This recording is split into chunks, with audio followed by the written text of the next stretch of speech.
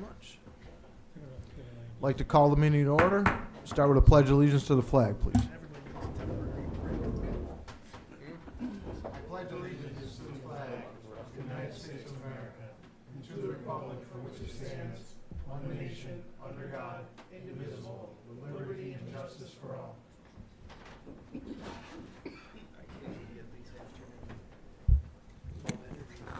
Okay, this is our next council meeting to discuss the budget. And clerk, can you please call the roll? Here. Here. Here. Present. Here. Here. Here. Before we get going, I want to make a motion to amend the agenda to add a resolution rescinding the sale of parcel number 104.8-1-34 to home leasing, and I so move, and I'd like a second. Second by Councilor Petropoulos. Any discussion on amending the agenda? Okay, the agenda is now amended, and I think we should walk right into that resolution. So this is a resolution rescinding the resolution authorizing sale of parcel number 104.8-1-34 to home leasing, presented by our city manager. So Home Leasing has made it their intention known to us that they are no longer interested in investing in this site due to changes with their financial structure and regarding concerns about the site and working in the city of Geneva at this time. Okay, I need a motion. Councilor Peeler, seconded by Councilor Gilat. Any discussion? Refresh my memory. Was there any type of breakdown or description on what the funding discrepancies were that kind of changed, or was it just kind of a blanket statement like we don't have any money now? Hold on just a second and I'll pull that. I'll pull up. 'Cause I wasn't sure if this was like because of a federal situation, if it was a multiple, like a hydro with many heads. Because that's what we heard from the Legion people too, like our funding dried up. No, so they were looking at funding through home and community renewal and other pieces. They really felt that with the changing at the federal and state level, that this was not going to work and that there were site-specific challenges with this project that just made it unfeasible at this time.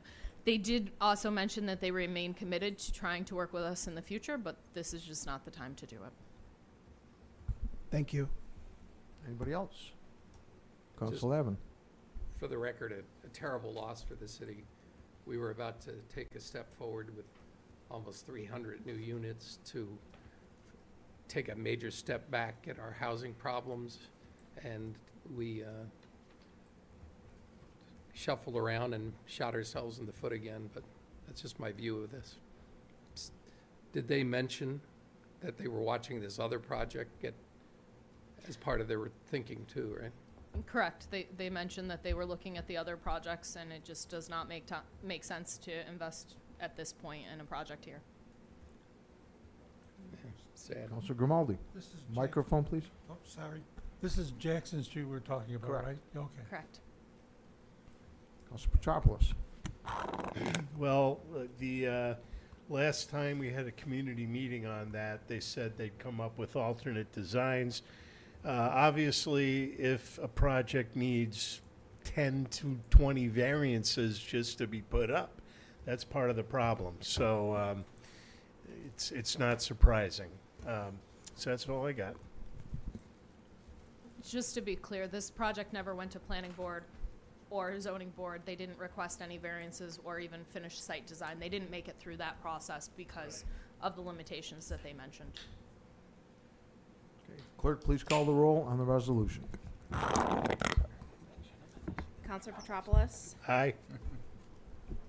Councilor Gilat, Aye. Councilor Grimaldi, Aye. Councilor Peeler, Aye.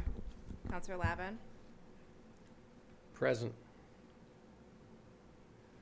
Councilor Brennan, Aye. Mayor Valentino, Aye. carried. Councilor Levin, just being present, an aye or an A, or yes or no would be good, please. Yeah, no. Okay, moving on to budget Free country. discussions.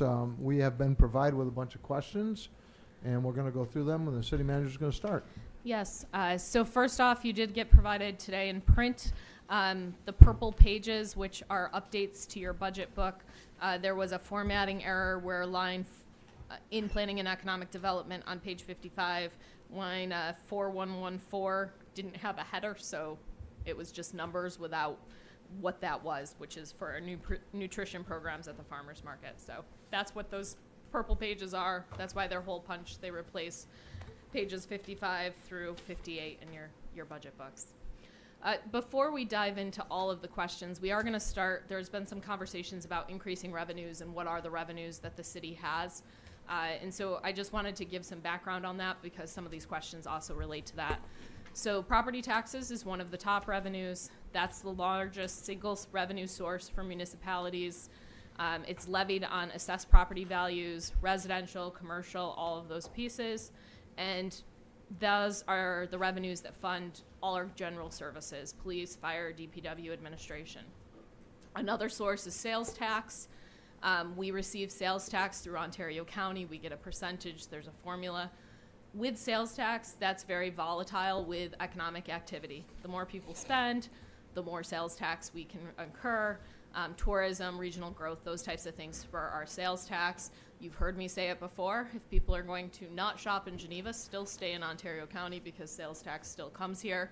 I would prefer you stay in Geneva, though, because those are our small businesses. Next is state aid, and the mayor and I actually were on a call today talking with one of our representatives discussing state aid. AIM funding, aid and incentives for municipalities is a large annual unrestricted aid. This year and last year we received an increase in that AIM funding. That's not forever increase, and I think our state senator made that very clear today. It's not our representative, but one of the representatives, that can change. CHIPS funding and Pave New York funding, these are transportation aid. It's restricted for street and infrastructure improvements. These are things that CHIPS is something that we use to offset a bunch of our different highway projects. We also receive from the state grants that we write for. User fees and services charges, those are predominantly in our water and sewer funds. They operate independently from the general fund, but that's the main driver of the revenues for those funds is those fees. Other fees and service charges are things like parking permits, which we don't have in the city currently, but is in our code, recreation fees, rental fees, things like that. Pilots is another place that we receive that. Pilots are paid in lieu of taxes. They offset property tax. Those are often agreements through the IDA. Fines, permits, and licenses, those are building permits, fees for code enforcement, parking tickets, court fines, all of those pieces. Those typically are small, but tend to be a steady revenue stream. And then federal and some other state grants, those tend to be project-based or program-specific. You'll hear about CDBG, there might be housing grants, police grants, climate grants. Those are not guaranteed revenue sources, and we're seeing some of those challenges with those revenue sources at this time. And then the final revenue source, that's really the broad one, is interest and miscellaneous income. So that's where we earn on investments, recoveries for insurance, reimbursements, and municipalities can receive donations. We can't solicit donations, but from time to time, we may have some kind of donation provided to the city. Another topic that we'll touch on tonight is about tax revenue and the change of tax revenue. So what I mean by that is short-term rental or occupancy tax for short-term rentals, and what is the process to change that revenue source, or county sales tax revenue. So in New York State, our cities can levy an occupancy tax or a hotel tax. We do have some of those things, or short-term rentals. And they can be used for economic development, community initiatives. But when we want to expand that rate, there's a certain process we have to go through. Council has to draft a local law that details the new proposed rate, what types of accommodations, if we're talking short-term rentals, will be taxed, and then where that revenue is allocated. And with short-term rentals or tourism taxes, there has to be a tie usually back to those types of services. The law then goes to council. You have to do a public hearing, follow all your local laws. After your consideration, the council votes to adopt, amend, or reject that local law. And at that time, it is carried to the state. It's then submitted to both the New York State legislature, both sides of the legislature, Assembly and Senate, and it has to be signed by the governor.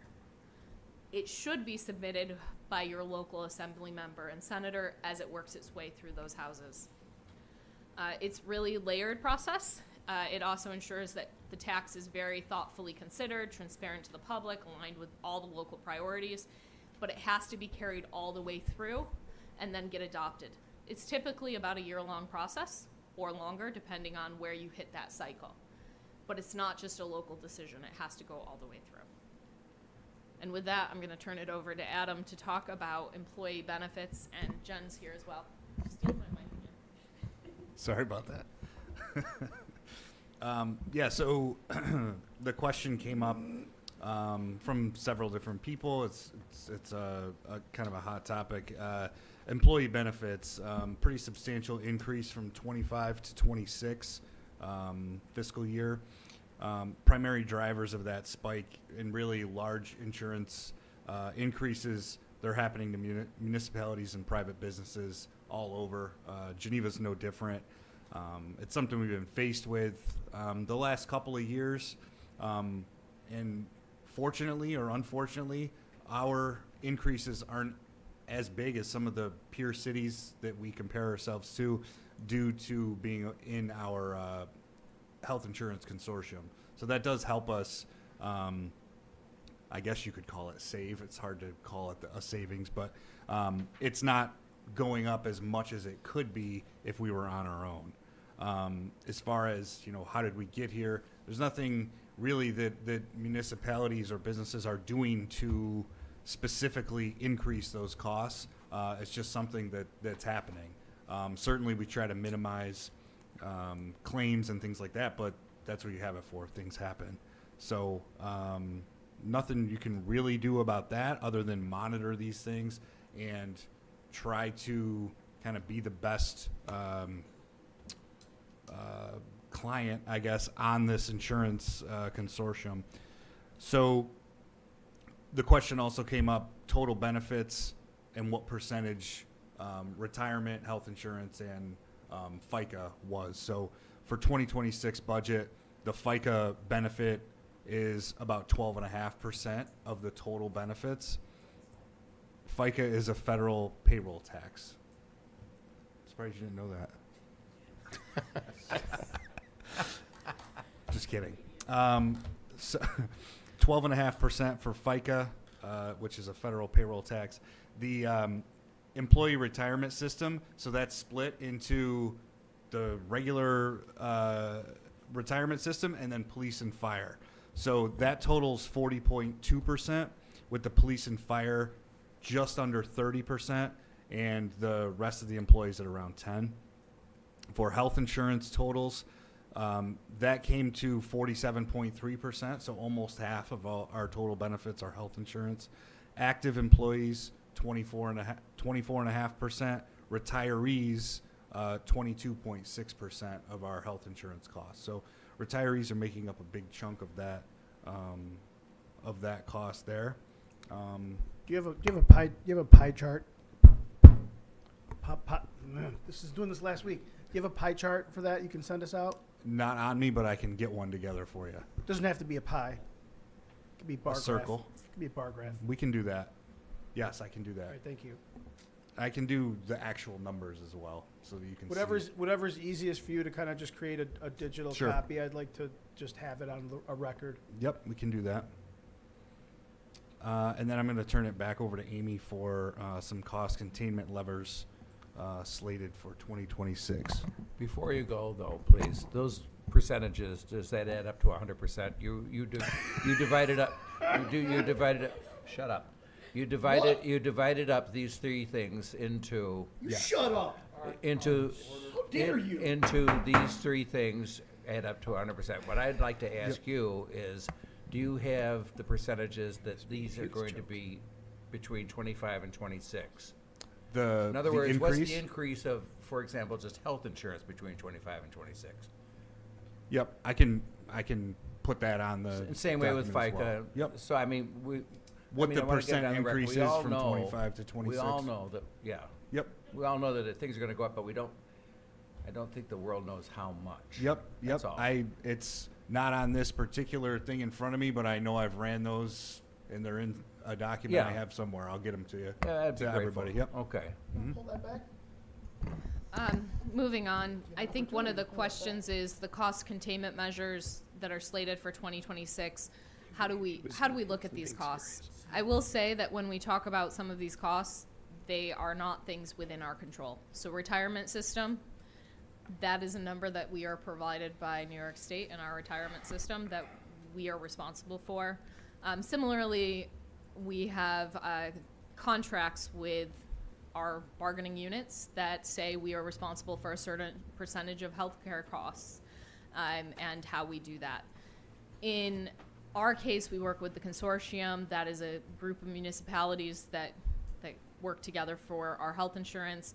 They have looked at redesign plans in 2026, and that's meant that the increase that we are seeing is less than was anticipated and that some of our peer municipalities are facing, believe it or not. And the way they've done some of this redesign has included increasing premium costs for certain levels, pushing towards not as well-equipped levels, so changing from high deductible plans and such. They've also done some changes in preventative care versus emergency care costs. So the idea there is if you increase emergency care costs, people will have preventative care, which means overall your plans will go down because people are seeking preventative assistance before they're hitting catastrophic claims. That's the major driver in healthcare, is your catastrophic claims. You have someone that, has been ignoring something and suddenly it's something big. That drives up all of our costs. The other thing they've looked at, they did change our prescription plan within the last year and have seen some savings because of that, which were applied to lowering the increase that we saw. And then when we talk about collective bargaining, all of these costs are factored into our contract negotiations, which you guys are familiar. When we sit down and talk to you about what contracts are going to look like, we take into account what we believe those costs are going to be before we bargain salary and all of the total benefits. So while they are high, we estimate them for 3 to 5 years out as we're going into those collective bargaining conversations. Anything else on healthcare before we move off that piece? Would it be helpful, because I imagine everything you're talking about is on page 17? It is. All of the numbers Okay. should be on page 17, which is the So, yeah, total I outline mean, of your If benefits. we wanted percentages and all that stuff, we could go to that page and know totals and percentages, correct? Yeah, you should be able to. Yes. Okay, thank you. Amy, this group that you work with, the health group, they do forecasting, they figure out, they give you an idea of what's happening 26, 27, I think he based missed on you. Yes. trends and stuff. Yeah. So they do. I try not to use the word unprecedented because I think everything is unprecedented at this point. As we have come out of the pandemic and all of that, that word seems to be overused. But I think with health insurance costs, the way that they have been increasing has not been something we've seen in the past.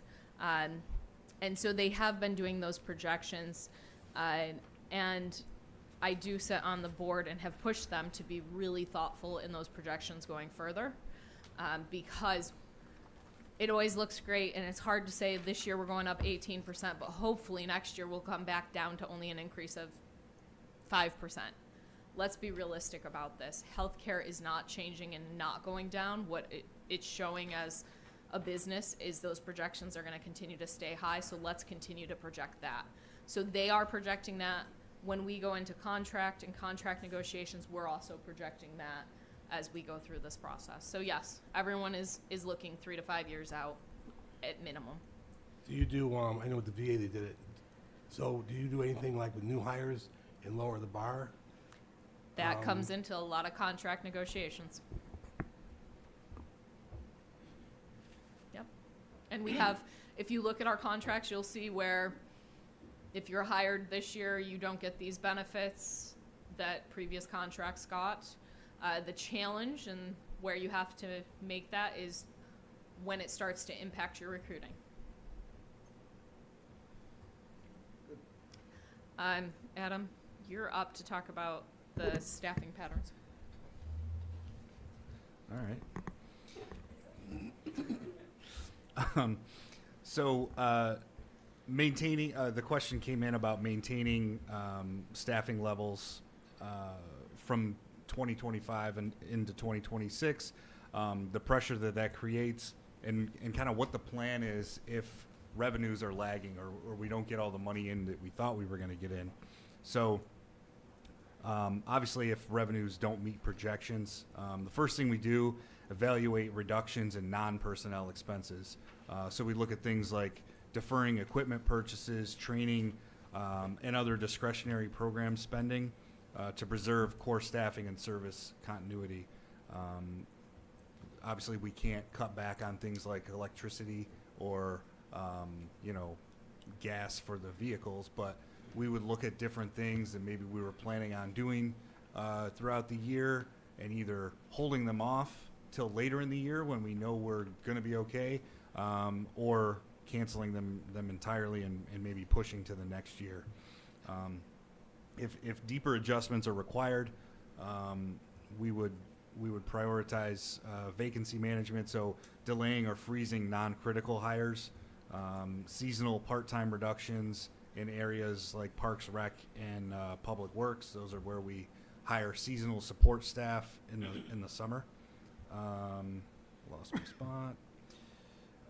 Modified service schedules to reduce overtime exposure, shift coverages, things like that.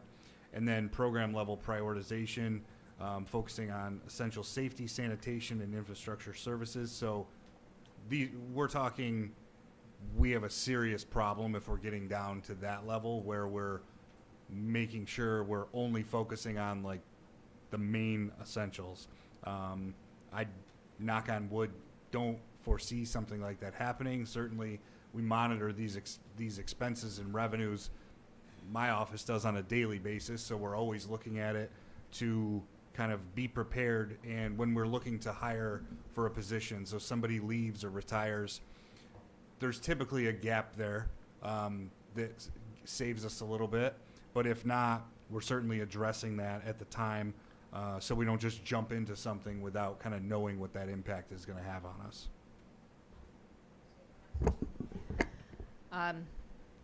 Diving off of kind of the staffing position, unless there's questions, we're going to go into the amount in the attorney's line for, has quite an increase in the budget this year. And what is that amount and why has it changed? So I will say in 2026, we do have 2 retainer agreements with 2 law firms.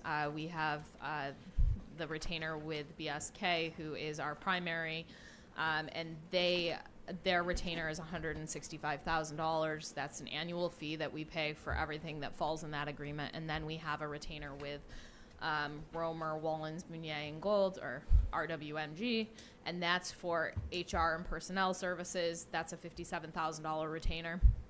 And when we did this, council approved these 2 at the beginning of everyone's term to have that specialized counsel for things like collective bargaining and personnel, as well as a specialized counsel for general counsel. In addition to that, the retainers include all work except for litigation, preparation, arbitration, actual litigation, court fees, deed transfers, foreclosures, and there are times when we need additional specialized counsel if there's a litigation matter that maybe the firm doesn't have, or I will say that one of these firms shifted. Maybe the previous firm didn't have it, and maybe they have it now, but we've retained specialized counsel. Year-to-date spending as of September 1st, 2025 was $247,500. That's why we projected a higher increase for next year. We are anticipating some litigation that I can't talk about here, but that you are aware of. That's why that increase is forecasted in 2026. Can we possibly have an additional or upcoming executive session on some of that material, just so that we can be updated and maybe a finer tune of why costs at $250K this year, is still substantially lower than 450K next year. Correct. So You'll have active litigation next year, but we can definitely have another executive session to talk about it. I don't have any additional updates from our last one. I understand. That's why I'm but- saying let's talk about it maybe Yep. when we can Yep. and schedule it. We chose our current city attorney and their firm because they were a cost savings and a wide scope of legal expertise. And now we're looking at a 2.5 times legal expense in just a matter of 2 years. And why that might be just circumstantial and not permanent, I think that can be explained maybe better in the executive session. Absolutely. And, Okay. and we did have escalators in both of those retainers, so we knew that the costs would be escalating year over year, and they're continuing to do that. So those retainers, we knew. It's all of the other pieces, which we'll talk about in executive session. Adam, talk about grants. Okay. I tried to pawn this off on Taylor, but it still says Adam next to it. As it relates to grants, we've talked a lot about grants this year, and we'll continue to do so. As far as what they're for, local matches, what happens if we are unsuccessful in getting a grant, how do we still move forward, do we move forward? At the next council meeting, staff, probably Taylor, it will provide a comprehensive overview of the city's current and pending grant portfolio. So we'll take a look at everything that we've gotten, everything that's outstanding, and probably look ahead at what we can be expecting. As of today, Geneva's been awarded approximately $2 million in grant funding just for 2026. Several awards extending across multiple years. These cover a large range of priorities: housing, economic development, equipment, utility infrastructure, and each with distinct programmatic and implementation requirements. One of the metrics for the city manager on page 41 is grant award totals, which is, you can see that these numbers continue to grow each year, which is a huge benefit to the city. Matching requirements, they differ by program. So essentially what it is you apply for a grant for $2 million, and if it's 100% matched, you have to put in $2 million. Those percentages change based on the program, based on the organization giving out the grant. So, for example, the fire apparatus is already included in the capital plan. So in this case, city would bond for the full amount up front with the reimbursement anticipated if the grant is awarded, and then that amount can be paid back. So looking ahead, a key opportunity in 2026 will be to establish a more formal alignment between grant strategy and capital investment planning. So what that means is we're looking at our upcoming capital plan, which we do about 5 years out, and trying to align what grants can we be competitive with and likely expect to go along with that capital plan to make that less debt that we're taking on in the long run. Also aligning with council's priorities and then infrastructure needs throughout the city. Sure. Adam I'm sorry, are you done on grants? Yep. I just have a quick, we keep treating the CBDG like it's a regular grant, but it's different, isn't it? It's a general grant to the city for potentially a range of possible uses. And so it's, in this case, we chose to, for, I know, some political and timing reasons, to throw it at the fire truck. But there doesn't seem to be a process for, because it's a policy decision really as to how we're going to use that money when it comes to us. It's not something that we applied for at the front end with specific uses. No, it is applied for by that. It's the CDBG infrastructure grant is the grant that the fire truck would be for, and it is only for the fire truck. Right, but that's because you chose to go at it that way. That CDBG funding could have been spread to 4 or 5 other things in the city's needs right now. Possibly. Possibly. I would say we were advised to search for I that. I realize that there's exigencies here that are, but I think that that one should be handled differently than when, because the 9 of us, I don't think, had much influence on saying, okay, we're going to use the fire truck.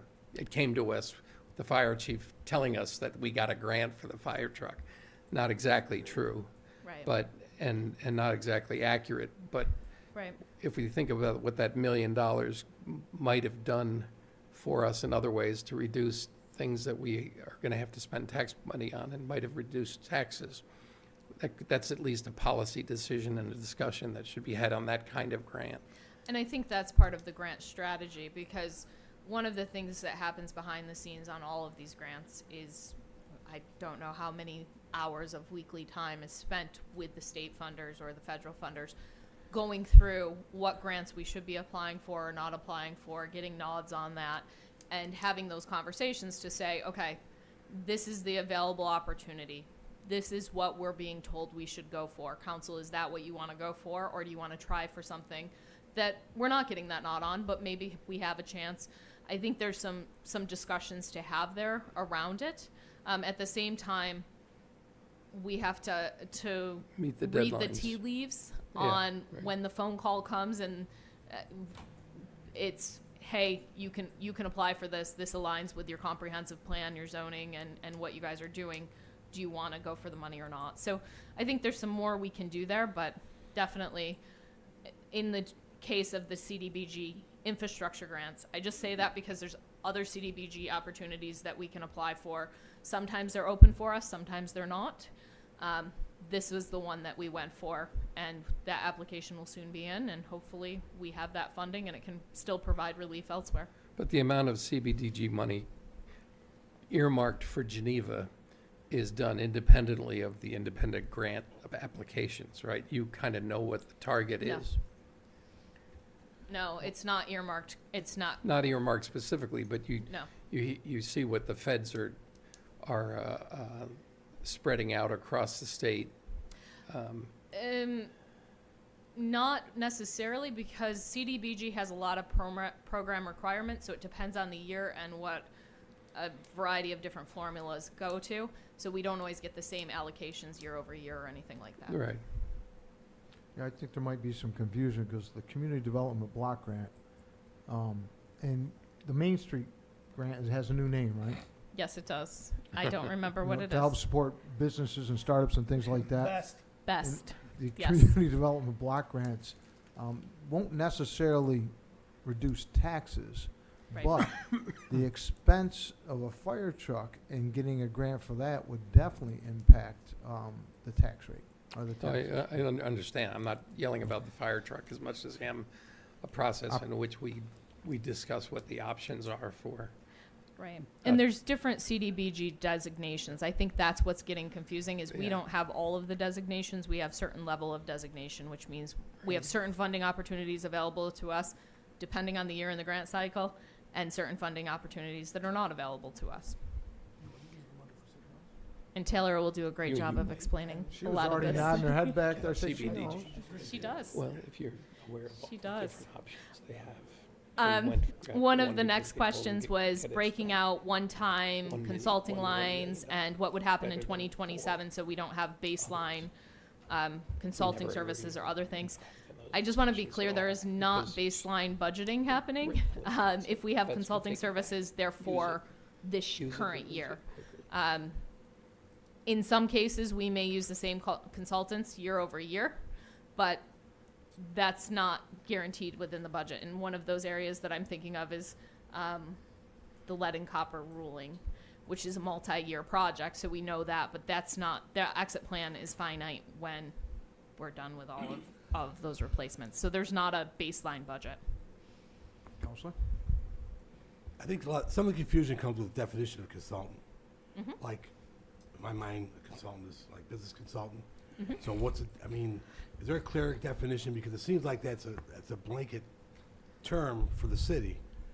So it's kind of a little confusing. Like, why do we need a consultant for this when we have DPW can do it, that kind of thing? So And I want to say, we don't actually use consultant anywhere in this. We use outside contractor, and it's anyone we contract to do a service for the city. The question was about consultings. So we use outside contractors for engineering. We use outside contractors for grant writing. We use outside contractors. You did a bunch of work on this. Who else am I forgetting?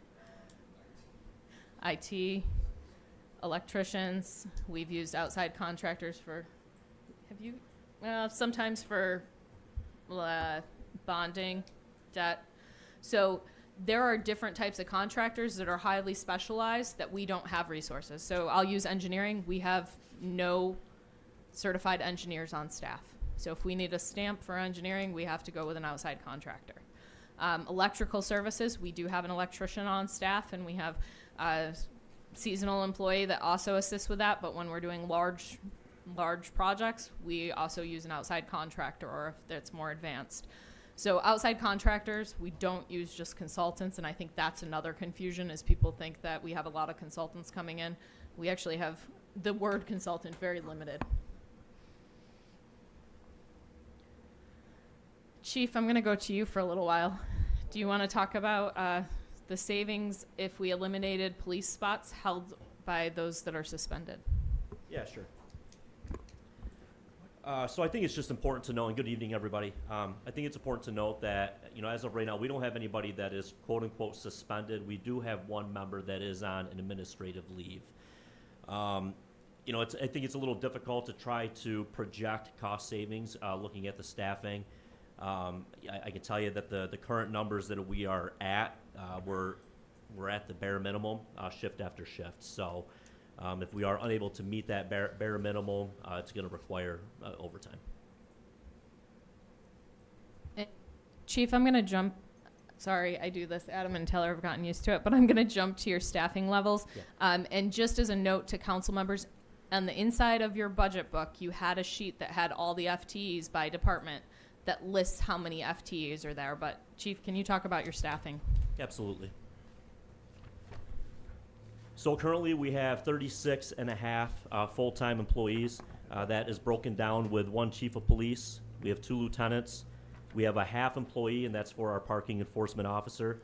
We have 2 administrative assistants. We have 6 sergeants. Currently, we do have 1 that is on a medical leave, and we have 1 on admin leave, and we currently have 1 vacancy that we are looking to fill. We have 25 police officers. Now, the 25 police officers does include 3 detectives, 2 school resource officers, and then we have 2 individuals on field training, 1 individual that is in the police academy. We have 1 individual that is on long-term medical, and we have 2 pending hires. I did get 2 signed contingent offers that are lateral transfers. Hopefully we can onboard them at the end of the month. So when you look at our staffing currently, we do have 6 total members that are not ready for road patrol service, which is substantial. And with the current staffing level, with the 2 lateral transfers, you have 0 police officer vacancies. You have 1 sergeant vacancy. That is correct. Councilor Peeler.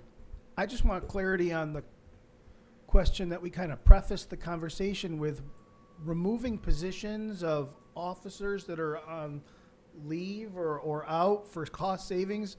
I didn't know that was on the table, or we can't just remove people if they're out on leave. That's correct. Okay, so that was a bizarre way to preface it and then completely ignore the fact that that was the preface. No, I think, Not that I'm putting that on you, but it's like, I didn't think that we were doing that, nor that we could do that. And so I didn't understand the preface of No, that was cost the savings question. for removed. That was a question from a council member. Oh, my bad. Okay, I'm sorry. All these questions come from council members. Forgive me. and I think the question, because I think it probably was mine in some form, it's not about anything about the police department's performance or stuff. It's just that the overall finances of the city are looking more and more like we're going to face some really difficult decisions in the coming years as the cost of every employee goes up and the ability to pay them is brought into things. So the question really was, if you didn't replace the 3 vacancies you have and you were forced to have more tough discussions with the county over shared night patrols or things that would save some money and force change to keep up the level of service. Those are the things that I think I can't say this, and you might know because you were here, but if you looked at when the city's population was around 25,000, I'm not sure the number of police we had at that time has come down much, even though the population has come down to 13. That might be an interesting thing to look at in terms of the 7% we pay to the county for services like police that we don't really call on because you guys are so good and so well-funded for the number of... Jen might be able to answer this a little bit more accurately than me, but I do believe in those peak times in the 90s, we were around 42 police officers fully staffed. I actually did speak to a retired member today that was kind of breaking down his shifts after we were conversing, and he was, mentioning how there's 5 officers on day shift. And just to make this, I think, a little bit more realistic for council members, these are some of the troubles that I deal with on a day-to-day basis. Sure. I asked an officer today to conduct a follow-up and get some video evidence at around 8:30 in the morning. As of 6 p.m. walking into here today, I got a text message. We still have not been able to do that because our 2 officers are working call to call to call from 8:30 until 6 p.m.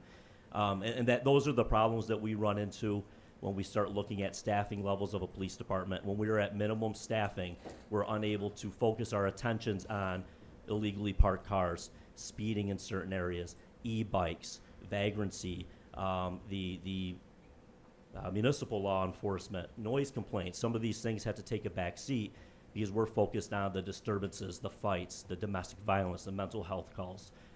So those are some of the issues. So I'm not as concerned about the cost savings. I'm more concerned about the lack of public safety and the service that we're going to be giving the residents with a lower staff.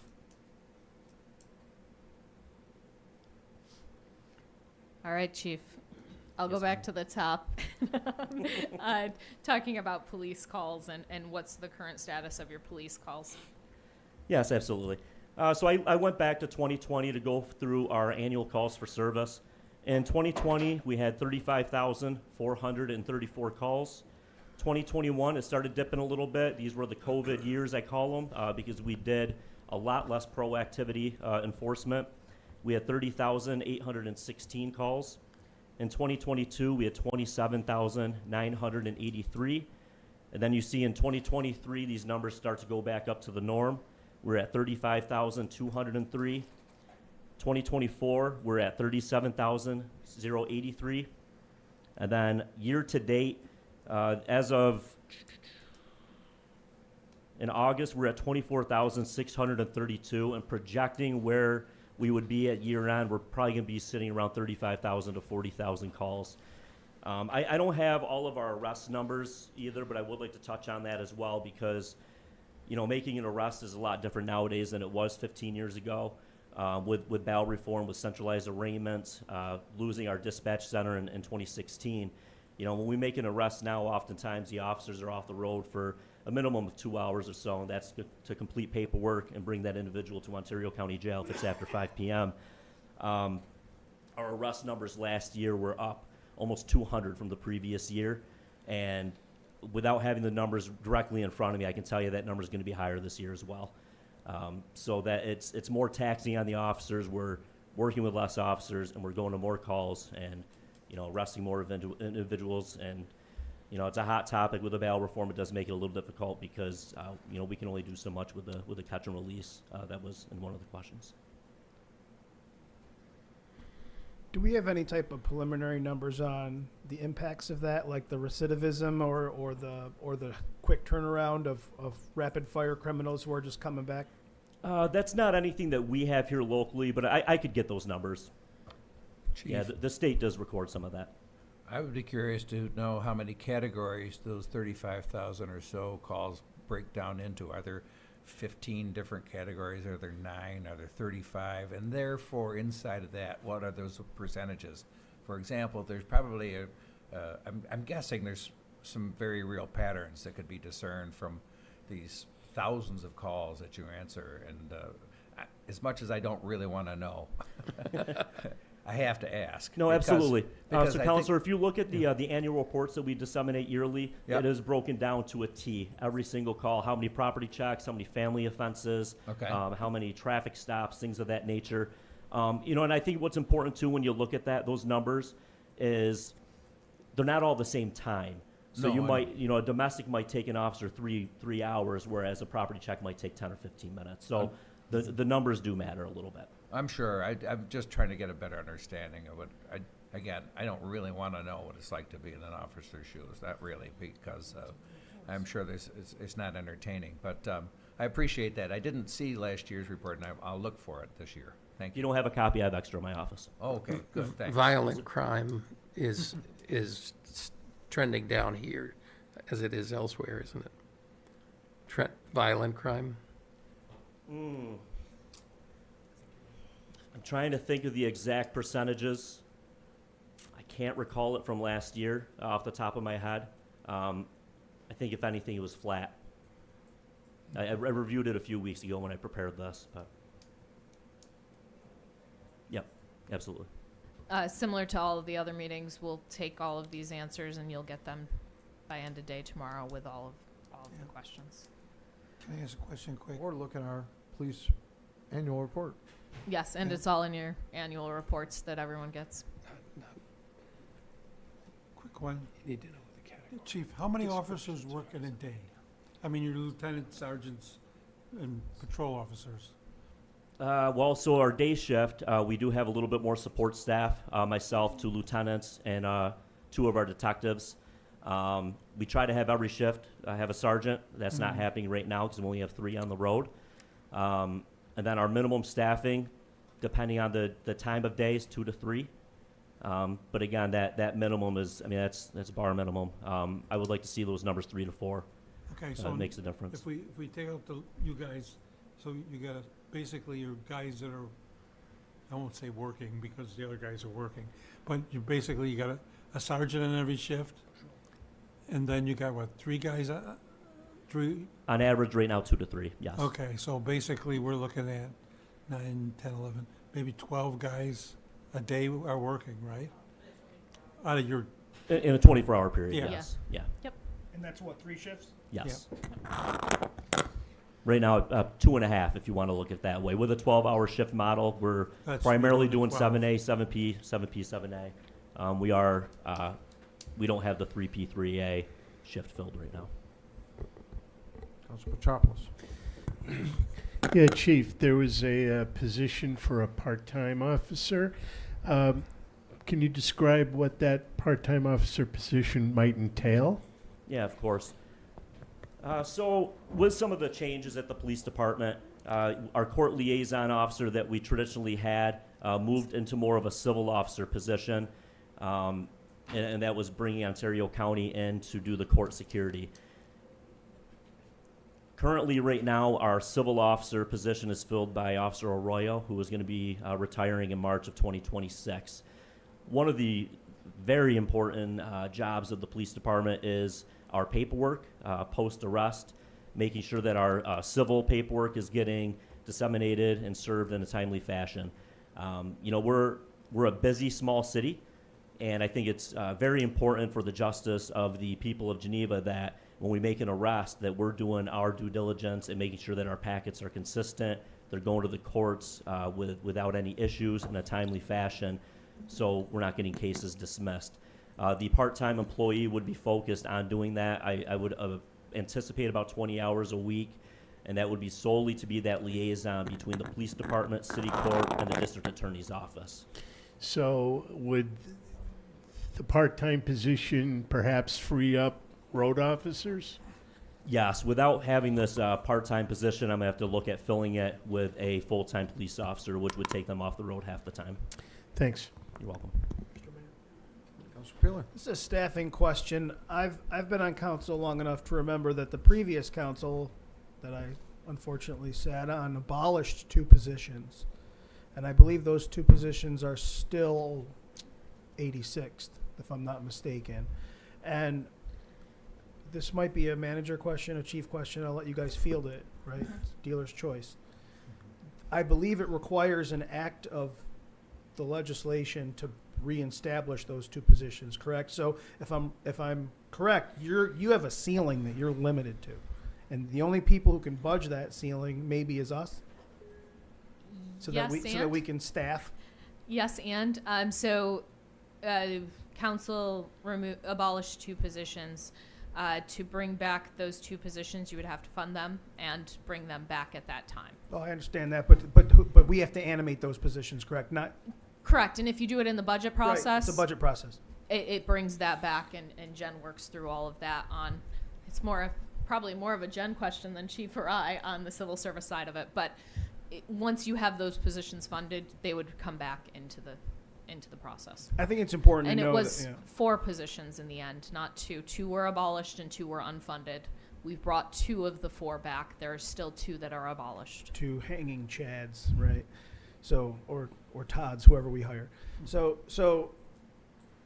it troubles me to know that we have investigations that are ongoing that require evidence, that require boots on the ground, and yet our limited staffing, our officers are still responding to calls because those emergency calls get priority because they are the moment, right? That's what the police are trying to do, is help in the moment. And when it's something like getting research or getting evidence, that, even though that is a moment, it's not as pertinent as an emergency call. Am I correct? And that's the issue? Yeah, that's correct. I can tell you 2 of the positions that we haven't even entertained filling, assignments, if you will, at the police department. And a lot of it's due to just the lack of the numbers of the officers that we have. We haven't had a youth officer in about 5 years or so. That's a detective position.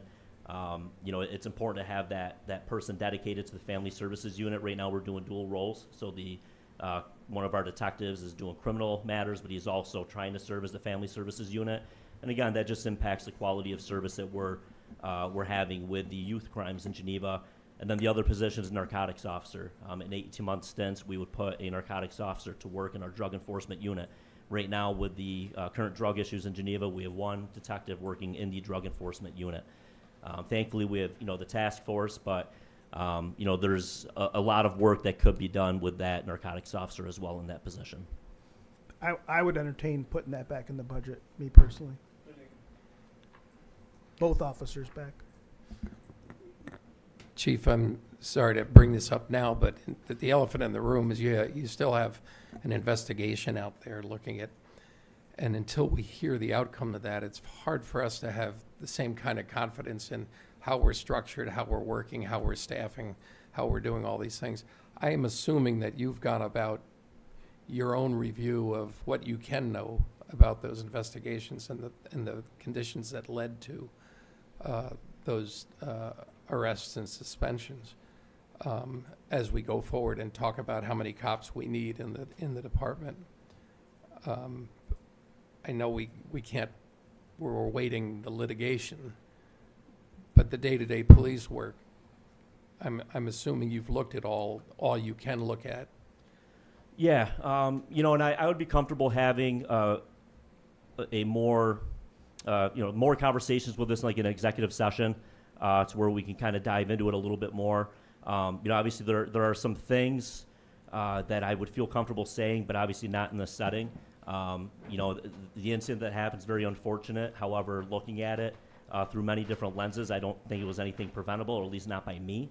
There were decisions made, and the investigation is still ongoing. Currently we have two officers that have resigned after the commencement of that investigation, and we do have one still on the administrative leave. I know. Again, I'm not bringing it up as an accusation. I'm worried more about the cloud that continues to circle over there. Understandable. Yeah. I will say this, Counselor, too, because this was something that I'm very prideful of. Is, to me, I think it's a testament of our city and our department that we're getting lateral transfer applications despite that, quote unquote black eye. I think that's a testament to how our department is ran and the current morale and the structure of our department. I'd like to come from left field here. The vehicle situation, that would be question 9. That's my next question, Jim. How about that? I can read minds. So, You want to take it, Amy, or? I No. think Chief can talk about the vehicles and what's happy going to. on with the vehicles and where they're funded and unfunded. All right. So my plan in 2026 was to put in for 4 vehicles. These 4 vehicles, 3 of them would be marked patrol vehicles, and the other vehicle would be an unmarked patrol vehicle. The city manager came back with her budget recommendations and gave me, or awarded me the 2 marked patrol vehicles and the 1 unmarked patrol car. One of the issues that we're having with these vehicles is ongoing maintenance issues. We went to the Dodge platform a few years ago. That's very important for many reasons. But the Dodges, they have more storage space. We have a lot of equipment than a Ford Explorer does. They handle well when you talk about emergency vehicle operation. And it's really important that officers have consistency. Certainly when you're going to an emergency call, you get tunnel vision. You want to feel comfortable in that patrol car, not something you feel uneasy in. So the Dodge platform was what we went with. Unfortunately, we've been having a lot of issues with the Dodges, even the newer ones. So my plan is the vehicles that are costing us a lot of maintenance is to get those out, certainly when they're in a lower mileage where we'll get a better return on it, and do some shifting of our current patrol vehicles. And just to piggyback on that, when we release any of those vehicles, we then put those funds back in for replacement plans and other things. So we have to go out to auction on those. We can't guarantee that those funds are going to come in. I will say, unfortunately, some of these are well known among law enforcement that these are challenging vehicles, so the resale value is not as high as probably we would like, but we will put it back out to auction and then recoup those funds, which is an equation we put into the budget. So what am I hearing? Are we thinking about moving away from the Chryslers or Yes, we actually we just got one of our new vehicles from last year on the road. So again, this is one of the struggles that we face is, we went to purchase a vehicle in 2025. I think it was October 3rd was when we got it back from the upfitter. So about 10 months after the fact. It takes an awful long time to get these vehicles fully upfitted, graphic, things like that. and that one was a Ford And that's a Ford. Explorer? Yes, sir. So if we're moving away from the Chryslers, which are the ones that are kind of lemons? Are they the sedans or are they the Durangos? Both, actually. So we've had more issues with the Durangos, to be honest, especially the newer ones. However, both of our sedans, the Dodge Chargers, they are 2021s, between 60 and 80,000 miles. They both are starting to have mechanical issues such as drive shaft issues. Some of them are getting the oil and the coolant issues that we're seeing with these newer Durangos. I started creating a chart in August just to kind of visually represent the issues that we're having with our fleet. And it was the later part of August, about 3 weeks, we had 4 cars out of service at one time. And the issue that has now, especially with a 12-hour shift, is these cars are running 24 hours. They're on for 12 hours. When the officers swap, we don't have enough to rotate. We're driving right now. I just looked at the annual or the monthly report. On average, about 15 to 18,000 miles a month we put on the cars.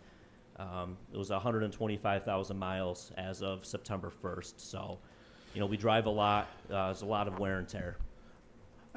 Thank you. One more thing. I recall in our last budget, we did some cost-saving measures, and one of the things that happened was we delayed the purchase of a new vehicle.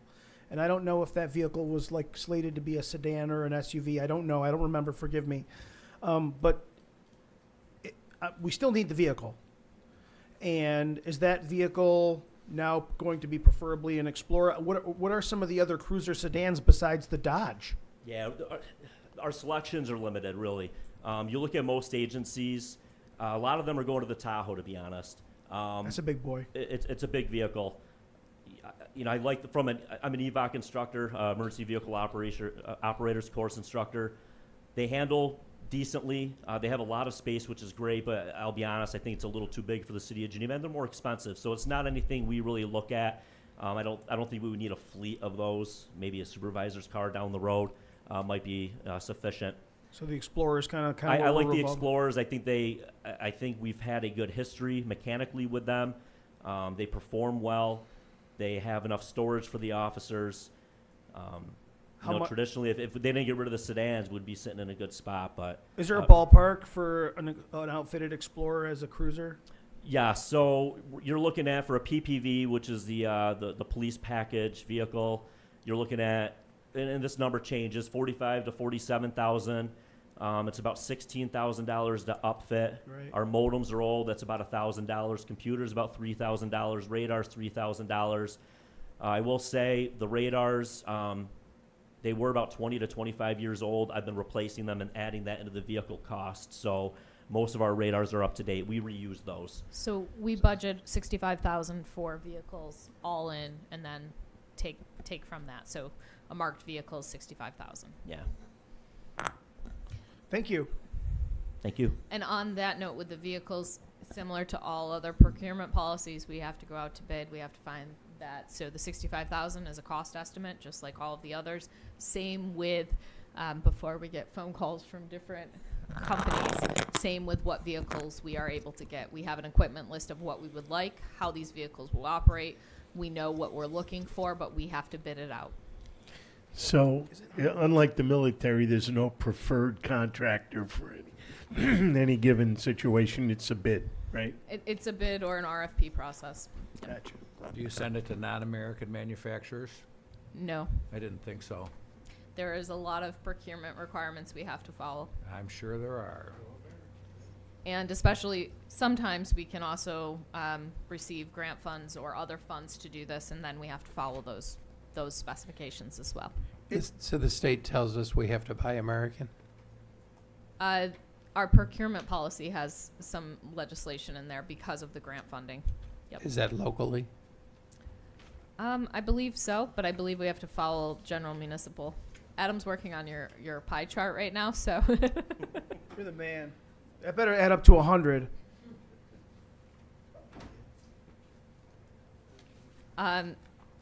That's all the questions we had, I think, Chief, or did I miss there one? was one more that was on here, and it was referencing the motorized bikes increasing. Oh, yes. You want me to touch on that? Yes, please. So the question was, motorized bikes are increasing, and not many follow the rules of the road. Without increasing our staffing, when will we see boots on the ground? I'll be honest. I don't think the issues with the motorized bikes are going away. I think it's only going to continue to get worse. They're going to become more accessible for people, and it's a cheaper option for them for transportation. I think the only two ways that we are going to address this is through education and enforcement. I feel like we're doing everything we can in our powers to do the education piece. We've talked at the high schools and done driver ed presentations. I contacted the DMV, and I have handouts which are at the school, the public safety building, City Hall. We've disseminated stuff on social media. So we're trying to do the education piece as much as we can. I think it's also important that we do the enforcement side of things as well. Send that message. These are the rules of the road. You can be where you're. There are certain permissions you're allowed to have with these e-bikes and the e-scooters, and we need to make sure that they're following those rules of the road. Again, not to beat a dead horse, but when we're dealing with other calls for service, these types of enforcement activities do get neglected at times. Chief, how far away are we for boots on the ground, staffing wise? So we do have some light at the end of the tunnel, Counselor. We do have 2 officers that should be getting off of field training in about 4 to 6 weeks. I will say we're only going to see the impact of one of them because as we make a sergeant promotion, one of those officers are going to kind of fill that void. We do have Officer Jace Perry, who's in the Monroe County Academy. He should be coming out on field training at some point in December. And again, that's a 10 to 14 week training period until he's out on solo patrol. And then I'm hoping to onboard these 2 lateral transfers at the end of October, gauging their level of experience and knowledge as they are prior law enforcement with 2 years. I think the biggest learning curve is how we police in the city of Geneva with our procedures and our equipment and then the geography. So probably like a 4 to 6 week field training for them as well. A quick question, back to the e-bikes. Would it be possible to email council the literature, say for town hall purposes, so we could pass it out? Because people do ask these questions, at town halls and, Absolutely. I am low on some of the supplies, at least the supplies that I really liked, the literature that was on there. I can get more, though. I've got a meeting with the Traffic Safety Board tomorrow morning at 8. I can request some more and provide those to council, no problem. Thanks, that'd be great. You're welcome. Chief, you gave us a long list of regulations which exist and some that don't exist, if you will, from New York State. In other words, your hands are a little tied. But could this council create ordinances? Could this city create something that would aid you in the enforcement of e-bikes? To the best of your knowledge, have you learned anything from other communities, for example? I haven't seen any other communities that have put more restrictions on the e-bikes. This has been a topic, a very frequent topic with the Traffic Safety Board, which is all of the law enforcement agencies in Ontario County sit on this.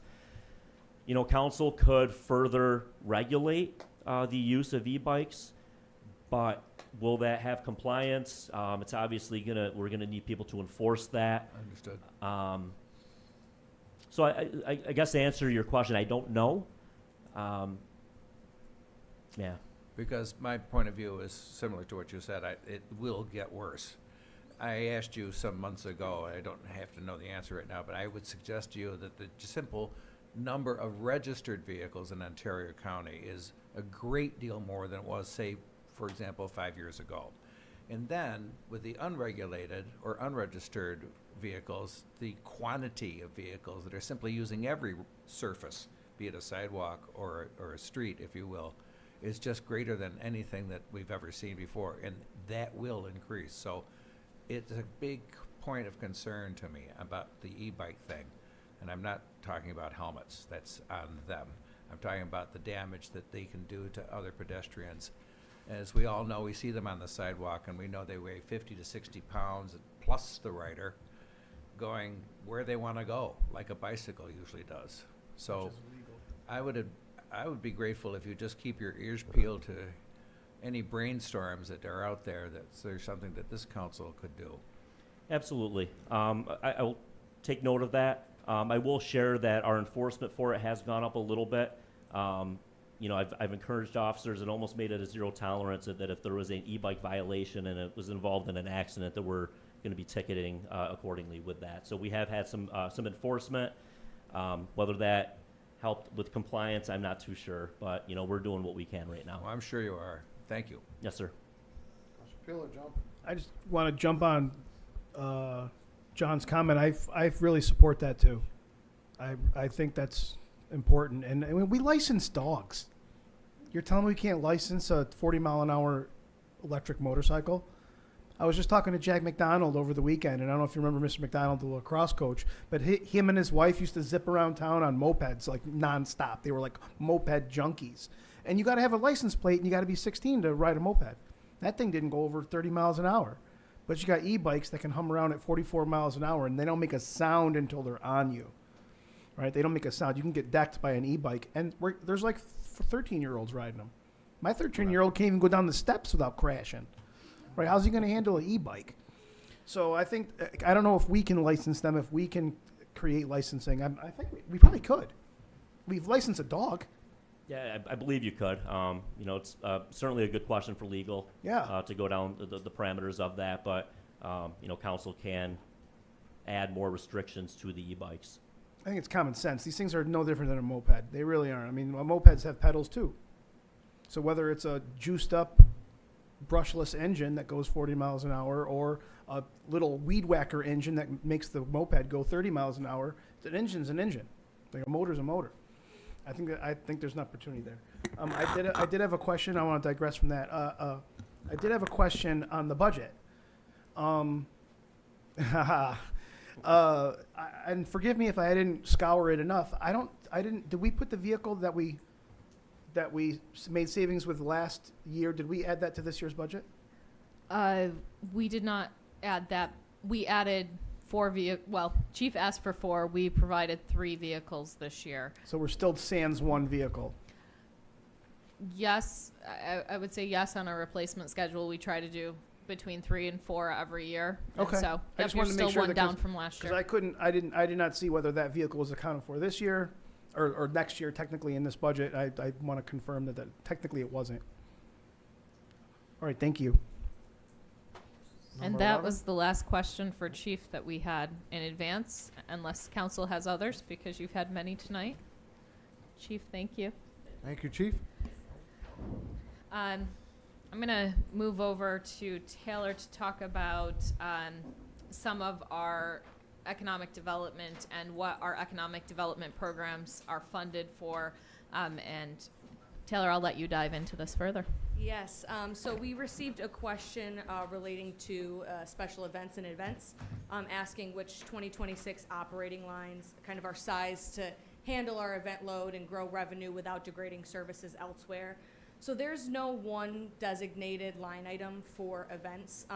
You will see in a couple of places, like for example, the Lakefront Concert Series has a line item, and then Farmers Market for $5,000 that's reimbursable from New York Ag and Markets. But there's no specific line item for special events. One thing that is in the 2026 work plan that I think answers this question is exploring an event ordinance, which would really establish a more clear framework as to how we do our events, what that coordination looks like, from permitting to managing the events, funding the events, making sure that we are accounting for all of the costs that accompany those. We have already done some work within the recent years to make sure we are having a bit more consistency across the board and making sure that we are recovering our expenses as we put those events on. They're great events. The community loves them. We also need to make sure that we are accounting for all of those costs.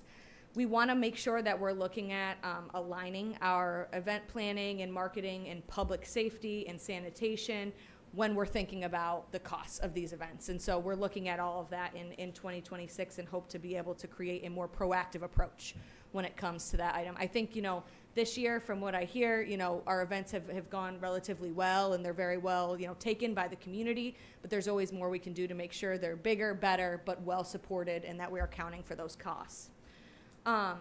Generally, there was a comment on kind of retention and expansion services in 2026, that economic development lines, and the results we expect from those investments. And so when you take a look at the budget, really economic development, essentially what we're able to invest in at our current costs is staffing. That's what you see primarily in the budget.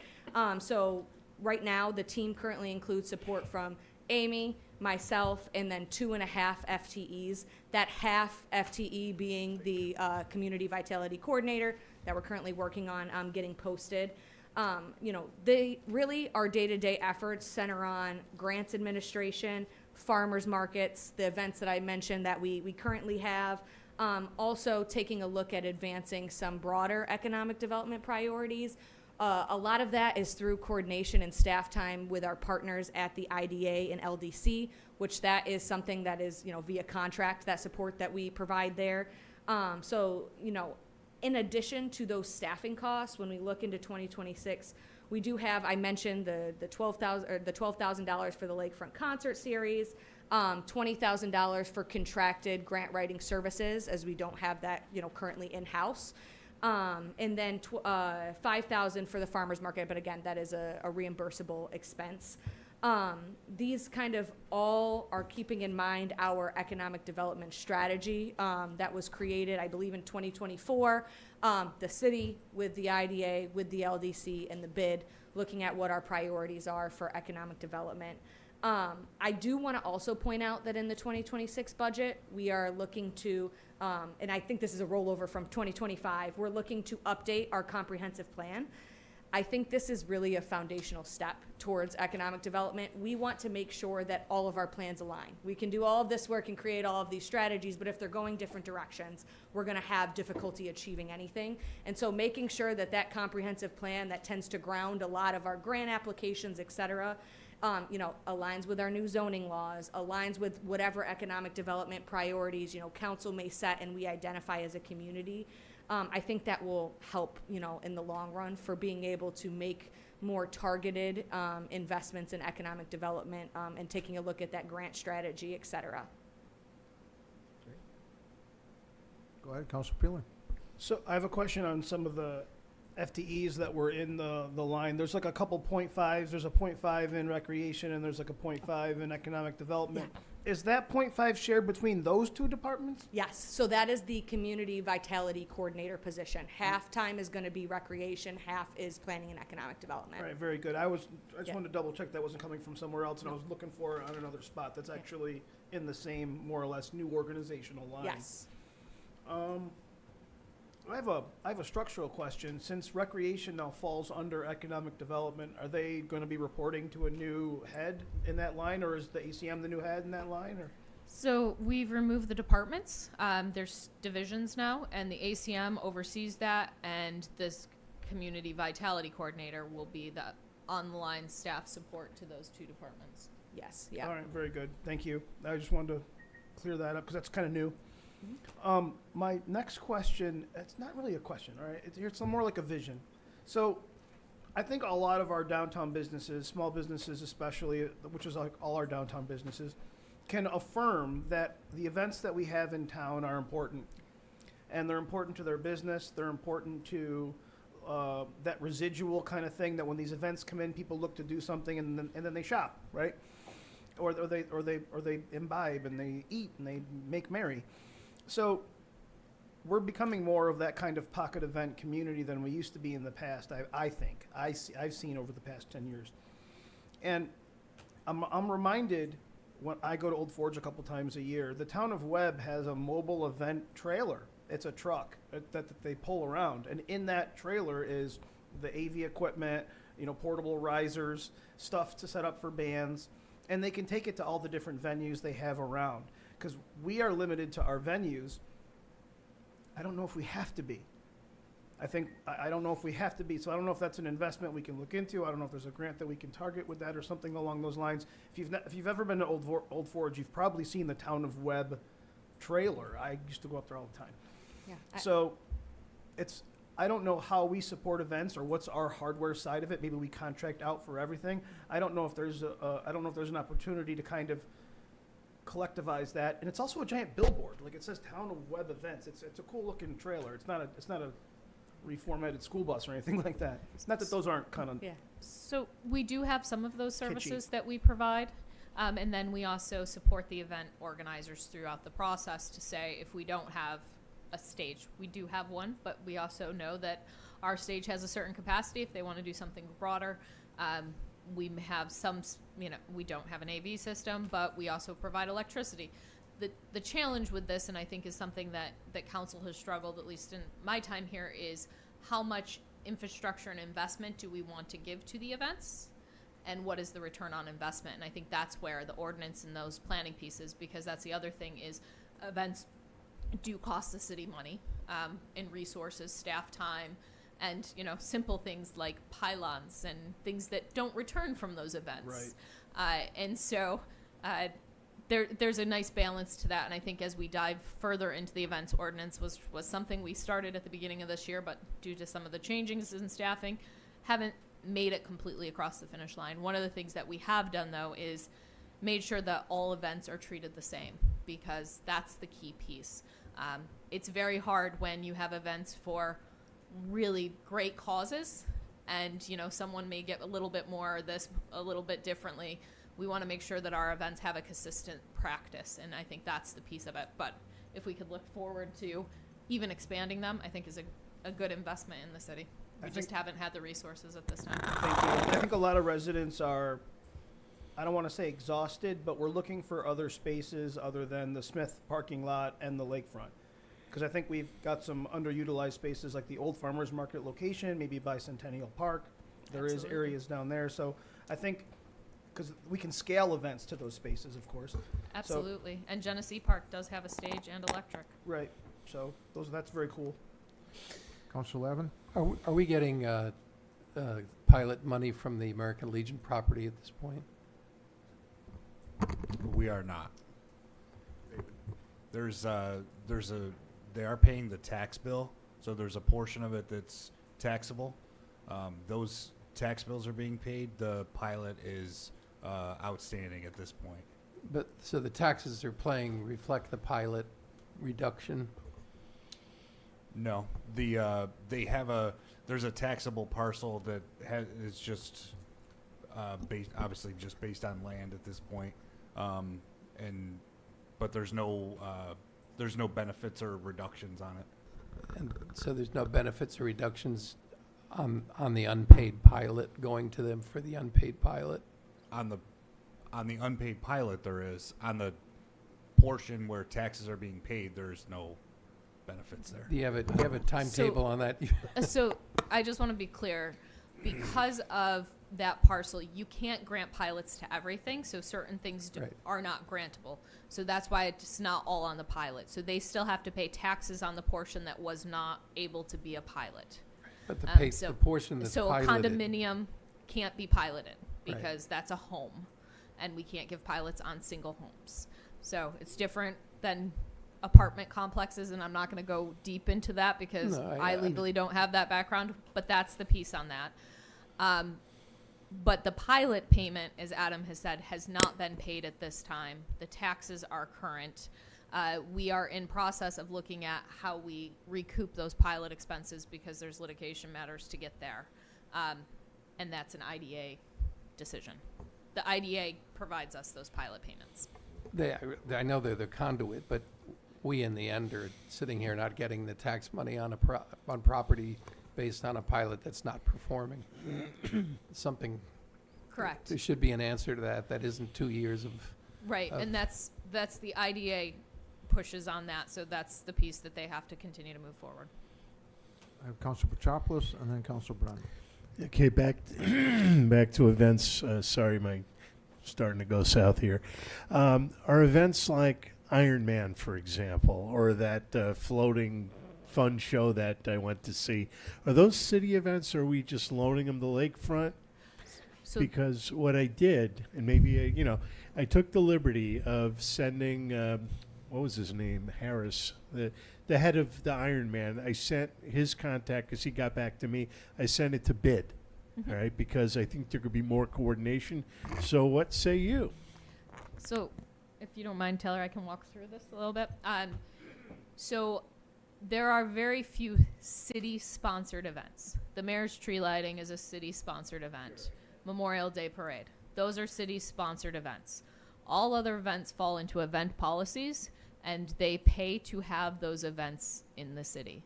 They pay for services, they pay registration fees, they work with us in partnership. With that being said, the bid is a part of any downtown bid district events.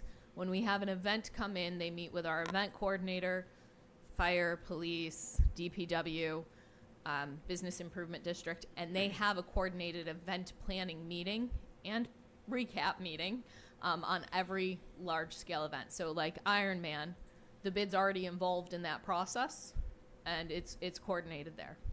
Well, she told me otherwise. I'm talking about the new director. Well, I and- just want to reel this in a little bit here. Yeah. Let's keep on focus on budget. Yep. Gotcha. But there Well, that's what I'm trying to and figure those- out. That's part of it. part of that, those revenues go in. I will say, though, as you get to be a larger municipality and you have events, one of the first events that came to me wanted the city to pay for them to be here at the lakefront.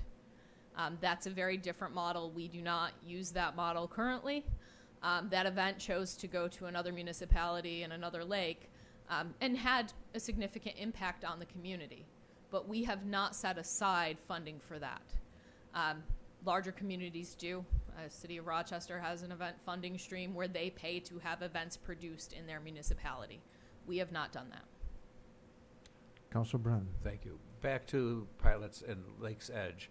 The book says there's X number of dollars in 25 and X number of dollars in 26. Those, I think, are the real numbers that are getting paid to the city. Those are what we intend to collect. Those are budgeted dollars. We have not collected the Oh. 2025 payment yet. Understood. Okay, thank you. Okay, so a lot of discussion over the last few meetings we've had. I have let council know I would like to make 4 motions. And I believe Councilor Petropoulos has a motion or two motions. So I will kick things off. I'm going to make a motion to amend the 2026 general fund budget by $78,500 to allocate one-time funding from the general fund reserve fund to the fire department for 2 SCBA breathing replacements at 22,500, 1 SCBA washer 30,000, and 5 sets of protective gear for 26,000. And I so move. Second. Second by Council Petropoulos. Any discussion? Clerk, please call. Go ahead. Just for clarity, that is allocation from fund balance. General fund General reserve. fund Yep. balance reserve, Yep. yep. Which is like the fund One-time balance. cost, yep. Okay, thank you. And I'll let you know the total when I'm all done. And that is to be processed this year. This We're is for the amending. 2026 budget. Oh, we're pushing this to 2026. I This thought is- this you is an- wanted to spend it this year. No, this is an amendment to the 2026 budget. So essentially, we're moving money from the general fund into a revenue line. Yes, Right, okay. one-time expense. Counselor Lavin. No offense to the purpose for this money, but I don't plan on supporting, given our 7.5% revenue increase in spending and the 2% on the levy unless somebody can also suggest the reductions elsewhere in the budget, I don't plan on supporting any. Understandable. You any might of say this. that a few times tonight. I know. Clerk, please call the roll. Counselor Petropoulos? Aye. Counselor Gilat? Aye. Counselor Grimaldi? Aye. Counselor Peeler? Aye. Counselor Lavin? No. Counselor Brennan? Nay. Mayor Valentino? Aye. Carried. Counselor Petropoulos, you want to take one? So I don't hog the whole. Sure. I'd like to make a motion to amend the 2026 general fund budget and allocate ongoing funding of $75,000 to the police department to support the hiring of a part-time police officer. And Counselor Petropoulos, I didn't get this in your original motion, but that is from tax levy? Correct? Okay. And you so move. Correct? So move. Do we have a second? Second. Counselor Peeler, discussion. And just, can we get some clarification? That's 1% on the tax? Close to 1%? It's about 0.85. 0.85 on the tax levy, okay. Counselor Well, Petropoulos. I'd just like to say the chief did explain what the purpose of this part-time officer would be. It would be largely to help with the administrative half, which would free up the officers to get back on road patrol. I think it's a good bargain, and it would help the police department at a time where they really need all the help they can get. Question. Counselor Grimaldi. Jim, you got any idea what we might be able to cut to make up that money? To not increase the taxes 0.8%? Well, right now, we're at what, 2%? And if we increase it to what, 2.8%? That's not a very big increase. No, but we're really at 7.5%, Right. and we're going to 8.3%. I mean, I have no problem with the officer. It's just a matter of, I like to see if we're gonna put some in, maybe we gotta look at taking something out. Maybe. I have a question on that. I want to support that. Counselor Peeler. So I have a clarifying question on that. So I understand, and excuse my naivete, I understand that the 2% levy increase that we're looking at with this year's budget is the actual dollars and cents. Can we just clarify that's tax rate and tax levy? I just want to make sure we draw that line. We're increasing our levy to 2%, or we're increasing our levy 7%? No, we're increasing the budget The budget. We're increasing the spending. budget 7%, but we're increasing the levy to cut 2%. Using surplus Correct. money. Right, and that money, that 2%, that's the amount of real dollars that come from our collected taxpayer. The Yes. levy, yes, okay. Yes. So even though we're raising the budget 7%, it's a 2% taxable increase Correct. with The other dollars. percentage is coming from other revenues. Understandable. Yep. So I want to make a comment on that. And last year, I believe we did an extreme justice to the budget by looking at, and I think you guys, many of you remember me rallying and lobbying for this. When we looked at our long-term spending over 10 plus years, I think I went back all the way to 2014. And I averaged just the levy increases I took some levy increases were 1%, some were 8%, and it bounced around a lot. And the lowest numbers always seem to coincide along election years. So, but if you averaged them out, they were, I think, on the high side of 4%. It was like 4.4, 4.6% average increase. And I really rallied around that last year. We wanted to go up 20% or so. I said, let's keep it to an average. We should be able to work within an average. My opinion this year is that we're underspending because we're undercutting that average, which means that we're almost inherently going to trigger a 6% or 7% down the following years. And I just don't know if that's intelligent budgeting. We know labor's going up. We know material costs are going up. We know we have equipment we need to fund. We know we have equipment that we didn't fund last year to meet that intelligent 5% increase, because we actually went slightly higher than the average. So I think, me personally, and mathematically I think this is supported, that we can afford that $75,000 and the 0.8%, because I think we should be getting closer to spending in the upper end of 3% increase in levy. And I think that's going to, if we keep that type of intelligent decision making in the future, the next time we have another corrective reassessment, if we follow that path, we'll still slowly lower or control the tax rate. Adam, the tax rate this year is like what, 12.7 or $1.27 per thousand or per hundred? Yeah, it's $12.16. That's the lowest I can find. That's the lowest tax rate that I can find, and it was achieved through this type of just mean-based decision-making. So even though we're going to be raising taxes 2% or maybe 2.5% by the time we're all finished, or 3% if we do a better job, what we're going to be doing is the next year or the next reassessment, if we follow that path, maybe we'll get it down to 12 even. Maybe we'll get it down to 11.9. And that's an opportunity we have to be mathematically intelligent and bring us to be a more competitive tax rate in the region. So I support this. I think the math supports this. I think when we do our reassessment next year, it's gonna float this, and we just need to follow a similar approach. I don't say we need to. I'm not trying to impose my will on anyone, but it's just mathematically supported. So I support this. Counselor Lavin. Again, we always come back to the rate versus the levy, but in this case, I'd like to point out the cost of living, which is what our residents experience, versus our rate of spending. So last year, when we thought we did a great job coming down from 20 to 5, we were still running at about 2.5% above the cost of living rate in the city.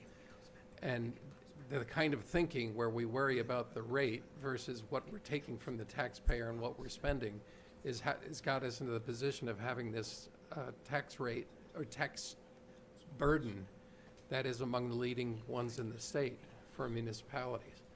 And it's why our houses are falling down. It's why we can't get new construction going. It's why people go to the town and why they ask for a pilot to do anything in the city.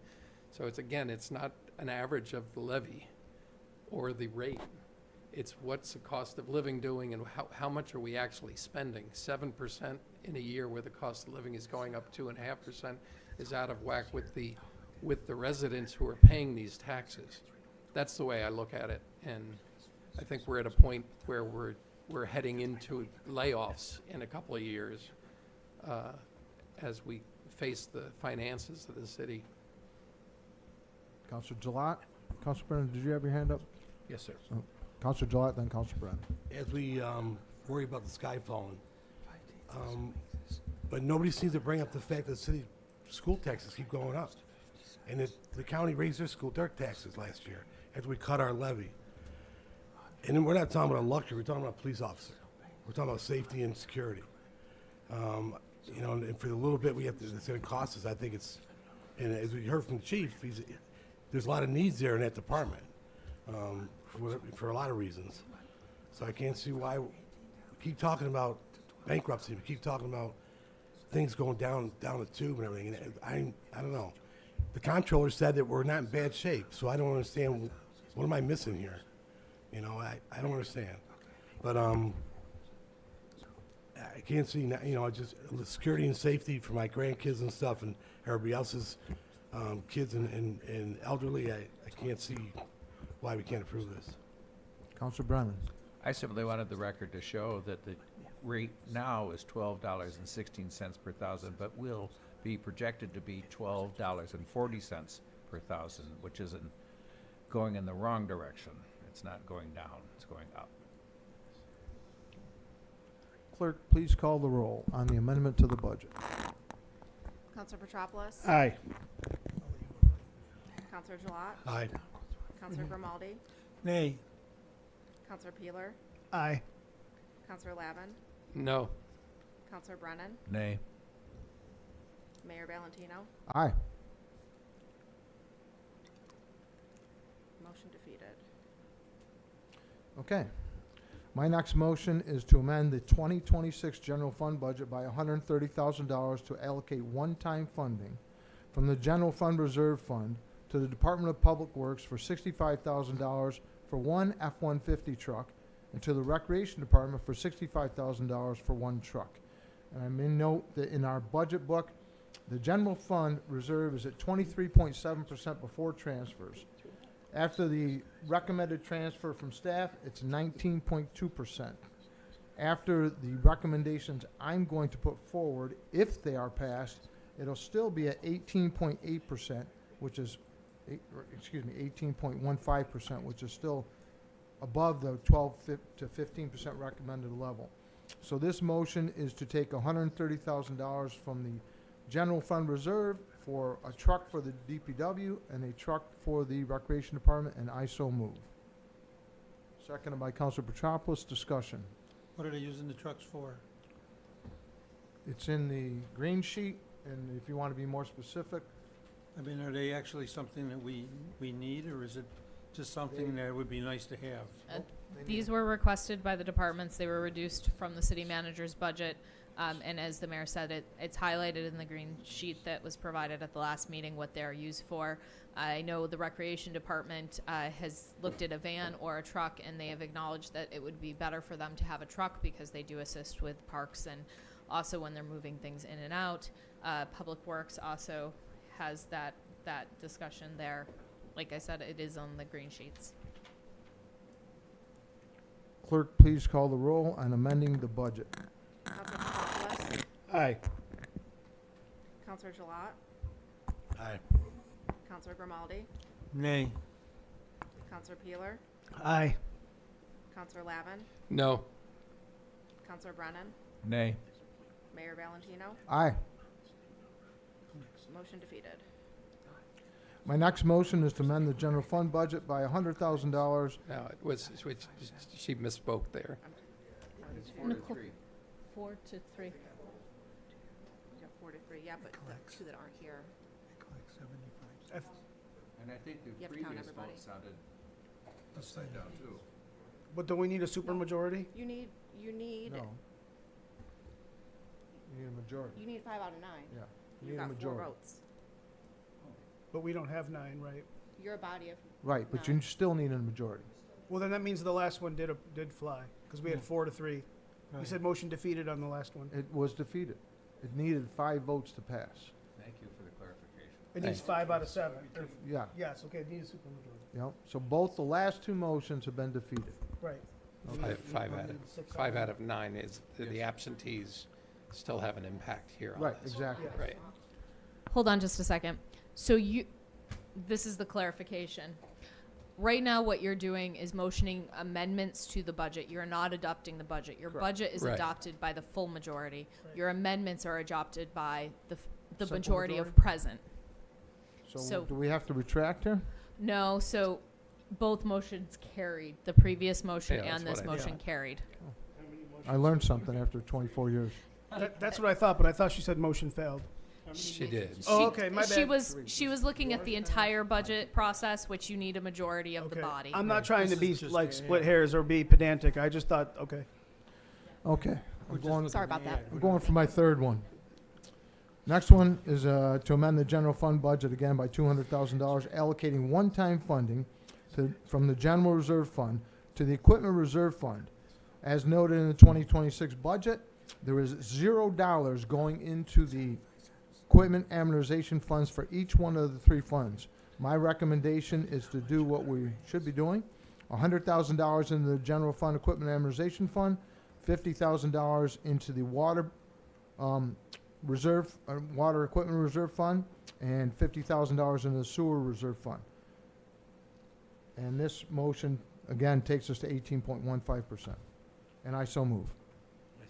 Seconded by Counselor Gilat. Discussion. So this is coming out of each individual reserve? This is coming out of the general reserve. So General fund. we're And it's transferring funding money, into the equipment reserves. we're funding money from the general fund to the water fund, and the general fund, This would be taking so if you think about just the general fund, you're taking it out of the fund balance to Right. the equipment reserve, and you're doing that for each of the three funds, correct? so we're actually transferring money from our general fund balance to a water fund. And No, to the sewer I believe fund. we were doing the water fund individual balance funds? to the, yeah. Okay, so we're using the reserve in the water fund. Yep, And to putting it fund, in, yeah, and the so, reserve from the sewer. it So we're really- not taking general fund money and putting it in the no, water. no, sewer. it's all going from the Okay, same, I understand that. right, and there will be no budget impact other than, We just drop it we'll in do the it all reserve, kind of behind the which is, scenes. which is Yep, fine, we're just not taking it and sticking it in the water. exactly. Each fund is gonna put its own in, which we should have been doing a long time ago. I agree. Clerk, please call the roll. Counselor Petropoulos. Aye. Counselor Gilat. Aye. Counselor Grimaldi. Aye. Counselor Peeler. Aye. Counselor Lavin. No. Counselor Brennan. Aye. Mayor Valentino. Aye. Motion carried. I know. Counselor Petropoulos, you want to go? Right. Again, I'd like to make a motion to amend the 2026 general fund budget by $65,000 to allocate one-time funding from the general fund reserve fund to the police department for one marked vehicle. So moved? Second. Second. Counselor Peeler, discussion. You know, Counselor Lavin, then Counselor Petropoulos. just, it's fun to see how we get to where we've gotten by all rational, small decisions here without even looking for offsetting cuts. We're also starting a sewer plan that is multi-millions, largely to support the expansion of development in the town. And that adds up, and we add up this is a death to our finances by 1,000 cuts. And to respond to the Pete's good concern about what's happening, the school district is certainly, and the county taxes are certainly, we're not responsible for those. But I do have to point out that the school district's, almost 70% of everything the school district spends comes from Albany. One could argue the more they spend, the better it is for the local economy because of the funding nature of that. We don't have that benefit. We get some money from Albany and Washington, but not anything close to 70% of our budget. And we are doing the same thing they've done for 25 years here, which is short-term yeses and long-term threats coming down the road, and we're going to have to deal with them at some point. Obviously not this year. Counselor Petropoulos. Basically, I beg to differ because the police need a vehicle. Vehicles are only going to get more expensive down the road, and if everything's that gloom and doom, better to have it now when we'll need it in the future. It's a drop in the bucket, relatively speaking. It's something that would round out the police department's requests for a full slate of vehicles for this coming year. And again, if we want to make the department more efficient with less overtime or less delay, this is one way to help. So again, like with the part-time officer to help with admin to free up a road patrol officer, this vehicle would allow the other vehicles to maybe take a break, and I think it's a good investment. To quote William Proxmire, 10,000 here, 10,000 there, pretty soon you have 1 million. Counselor Peeler. So if we, or this body, 'cause I won't be here next year. If this body focuses on collected levy control, right? Because I believe, if I'm not mistaken, our fund balance is based on our total budget, correct? Or is it, right? So when we look at that 18%, that's 18% of our total budget, not just our levy. So if this body and the city hall and the group of people who form our budget, if we continue to control costs, that 18% can be mitigated, it won't be dramatically impactful, which is good. But if spending goes up 30% in 1 year, or if the budget goes from 20 million collected to 30 million collected, without any spending at all, that 18% number is going to magically be lower. That holding, that surplus is going to be lower. I don't know. I can't do the math in my head. Maybe it's 14%. Maybe it's 15%. But then we get closer to what I like to call general fund jail, where our general fund gets below the state preferred. And I believe when we did Budget Academy, that's like below 10% or below 12% or something like that. And right now, we are in excess of the preferred amount holding money. And my understanding is we become more aggressive and competitive when our general fund is in that Goldilocks zone. And when we start holding more money and we ride that 18-19% number, we actually become less competitive when we have to negotiate contracts, because people are like, that's a publicly number. People can look that up. They say, we know you got a fat piggy bank, right? We know you can afford more. I think there is value in spending this money on one-time purchases like this. I mean, I support that, but I also support that with the contingency that there is a mindfulness in controlling spending. Because if spending gets out of control 1 year without any type of movement, that number lowers dramatically. Not from spending, just from the budget going up in general. If the cost of living is going at 2% and you're spending at 7%, that can't be described as controlling spending. And if you have more money in the surplus than you need, one of the options is to reduce the taxes and take another step back, not just say, how can we spend it? Because if we use it or lose it, is not the way the budgets work. So I think if you don't buy into the fact that we stand out in the region as a high-tax city that isn't competitive for projects and housing, if you don't buy into that, then you'll do what you're doing now, which is spend it. Clerk, please call the roll.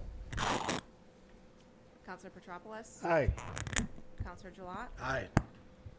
Counselor Grimaldi? Aye. Counselor Peeler? Aye. Counselor Lavin? No. Counselor Brennan? Nay. Mayor Valentino? Aye. Motion carried. Okay, my last amendment is a motion to allocate one-time funding of $120,000 from the Water Fund Reserve to the Water Department for 2 trucks. They've requested 3, and after consultation, 2 would get them by for now. So I'd like to make that motion. Seconded by Councilor Petropoulos. This would come from the Water Fund Reserve. Councilor Peeler. And for clarity, we're reallocating this money one time for items that were omitted from the budget because of, Either in 2025 or 2026, yes. okay. These all come from the green sheet that staff Yep. had recommended. That's what I was just. So these are replacing existing vehicles that are having problems. These are replacements, not excess, Yeah, not additional. We're It's replacing replacement, not vehicles, we're not additional. just, I can get into depth about equipment amortization and selling vehicles You love with the talking prime about that. time and I not know. having rusty vehicles running around the city of Geneva and high maintenance costs. You guys have heard me get on that podium Yeah. before. We've saved millions of dollars by leveraging the equipment amortization fund, which we had negated to fund last year. So we're putting ourselves in a position of having to bond, and when you bond, you pay interest. When you equipment amortization, you pay cash, and you stay away from that millions of dollars of extra interest rates. yeah. So- Amy, do we buy these on state bid? Everything, yes, Okay, so we can buy these, sell them in 3 years and make money? potentially, Because, I mean, yes. that's what the towns all do. Yes, potentially, if we get on a good rotation, we'll be able to bring back the, you know, I The mean, overage. they sell them for more than they pay for them, so. yeah, usually break even is, How long does it take you to actually execute the purchase this kind of purchase? one day. it depends on the availability of the vehicles, usually a few months. Most of our non-specialized equipment, so you don't need all of the markups, we usually get in by March, April of the next year. Because none of these funds can be spent until January, so usually March, April is when we can get them in, sometimes a little later, but usually around then. So there's nothing that could stop us from doing a budget amendment in January to rethink some of these things, right? Well, we would start the process, they start in January, purchasing and all of that, so you'll have the purchasing agreements. When you approve the budget, I give the okay, January 1st, you now start moving on these things. So But we can reverse it if that purchase hasn't been made by then. If you're on the if you're on the non-prevailing side, you can't bring it back up. If you're on the prevailing side, you can. You can change the budget at any time. You can do budget amendments at any time during the year. With a supermajority vote. Yep. Counselor Peeler. So I support this. I think it's a good idea and it's a proper use of the funding. The mayor tossed around some figures earlier when we were talking about this, and can we have a follow-up after these decisions about how this affects the new budget, the total budget versus the increase in levy versus the decrease in the total percentage of the fund balance? Those three figures, I think, are all the figures we moved around just now. If I'm not What I'd like to do, because I know Councilor Petropoulos has a comment here, I believe, but what I'd like to do is pause, because I would like to have staff run some numbers, and then I'd like to come back to the table and pass these budgets. I So think you're it's, looking at I'm not looking for that right tabling now. it till Just next come, meeting. like maybe. I am. You're Oh, looking to pass the budget tonight? No. I'm gonna make a motion to do it. You don't have to come along with me if you don't want to. But What are you're you missing looking a at? couple members already tonight, You're too. looking at passing the budget? Yeah. Oh, that's foolish. I don't see any reason not to. Oh, there's a My lot of re- reasons. Well, then, Wait for the next meeting. why? When- Well, because we We've need, sat here, budget session after budget session, we've heard from staff, we've got documentation after documentation. We have repetitive counselors asking for information that they already have, that they haven't done their homework on. You know what's going on if you paid attention. right, That, and we know that's a shot. that we spent, That's a shot. I can have another shot at all your repetitive comments about how dire straits we are and Right, everything, but I well- can tell you, I've sat here for 24 years, and I can tell you how taxes have gone up. I can tell you how we've spent money and invested in the city of Geneva and how it's improved since 1996 to now. Not because of my doing, because of people that sat here and made tough decisions. And I saw tax rates go up, and I saw tax rates come down. And I know we've reached out for more increase of revenue. We've 56% off the tax roll because of nonprofits. I know the challenges the city has. And I know in 2 years, we're not going bankrupt and we're not going to have to fire people. I can guarantee you that. But what I do know is that if you don't invest in the city of Geneva and keep it running in the right direction, you won't continue to advance. You won't continue to attract economic development. You won't continue to increase your revenue. You won't do it. Great to hear the argument. Okay. Councilor Petropoulos. Yeah, I mean, Mr. Mayor, I think I support this. As far as controlling spending, I don't think we've gone slap happy with spending. I've seen that in past budgets and past years, and, you know, fluffy projects that maybe or maybe didn't get completed. I think this is a pretty solid budget. The amendments we made are practical. I don't see this as carte blanche to, you know, open the wallet and spend twice as much necessarily, but we really aren't in that bad shape. If we were, I'd know about it. I mean, I grew up in a city that's been in bad shape for most of the time I lived there. I've seen Geneva improve over the last 10 years, 11 years that I've actually lived here. So I'm good with this. I think we're doing the right thing. And again, next year's next year. We'll cross that bridge when we get to it.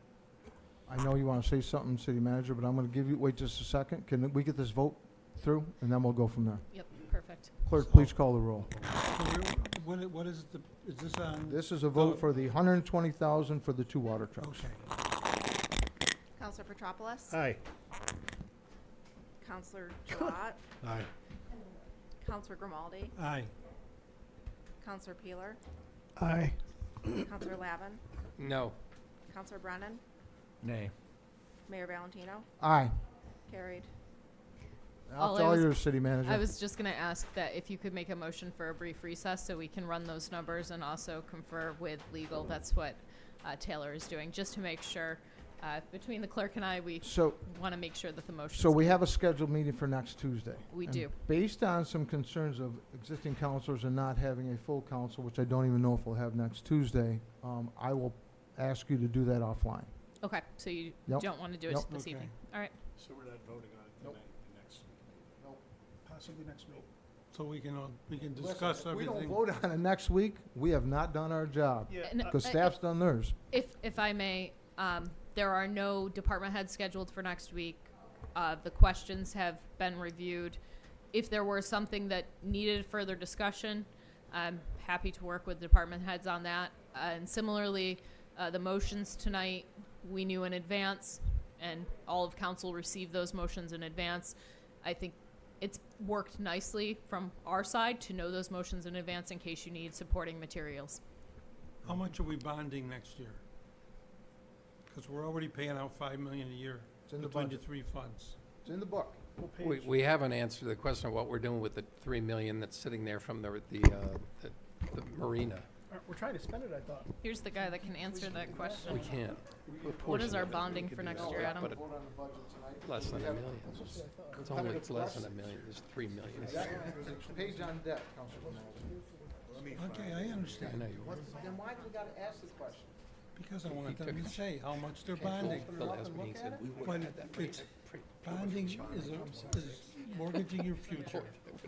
And Sorry, we're I already think it was a bonded. dollar. Okay, so on Over- page over- 93 of the budget, How much is there's- it? Afford these things. 93? Say it. Page 93 of the budget, the amount scheduled to be bonding for in the general fund is 4.8 million, water fund 5.4 million, and sewer fund 5,150,000. That does include 1 million in bond for the fire apparatus, which we are hoping to have a Okay. grant for instead. And we bonded 15 million this year for the sewer project. Because we just voted on that. That was an additional, I believe it was 7. We had already bonded for the original amount. Yeah, but I mean 9. total. Yep. Page 93 gives you the So- details of what we're actually bonding on, street I construction. understand that. But we're bonding another 15 million next year. Yep, So what are we paying? in 3 off different each funds. fund? So To be clear on that, that will not hit your 2026 budget. That doesn't hit till your 2027 budget. yes, but So when we look back at what's on your 2026 budget, Adam's pulling that page up as well. Are you just looking for our debt service for each fund I'm next looking year? at how much money the taxpayers in Geneva have to pay every year.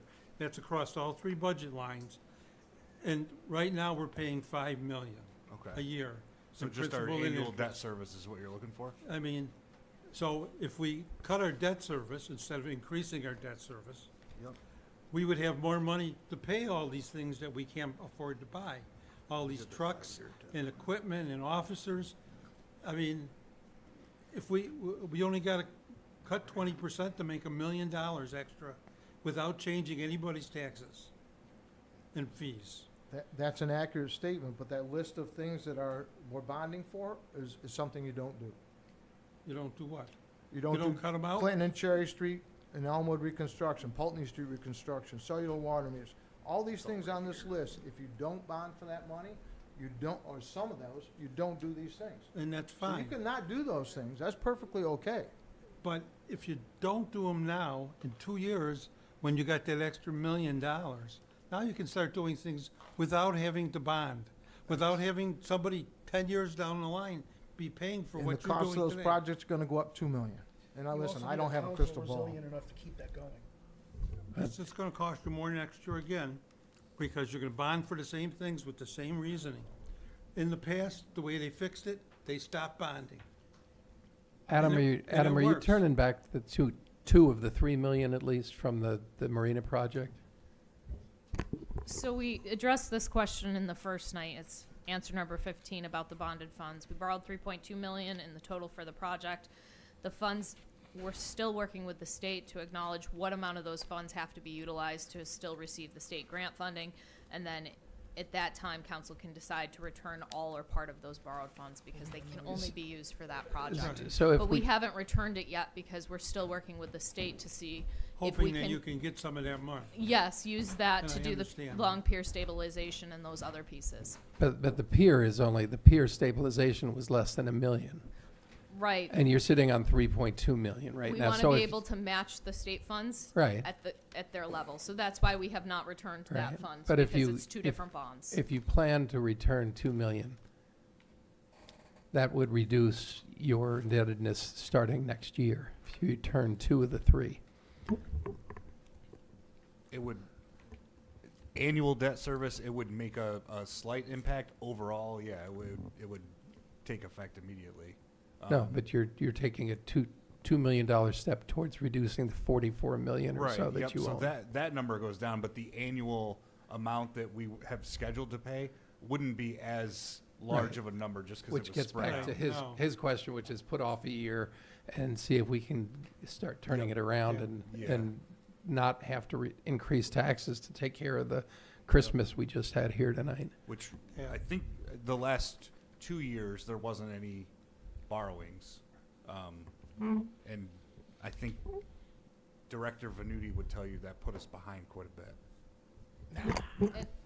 Another piece too is you can go to the 5-year debt forecast, which is on page 105. One of the recommendations that Adam did in the debt overview was that we should be, as we're taking off debt, if we're adding debt, it should be at the same rate, so you're not seeing large spikes or increases or decreases. That would be a recommendation that we looked at.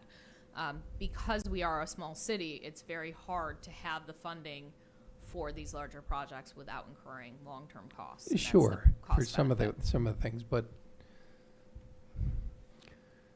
Is this just one of those scenarios because of the size of that we are and how so much property is not taxable that we're just going to have a rolling credit card bill?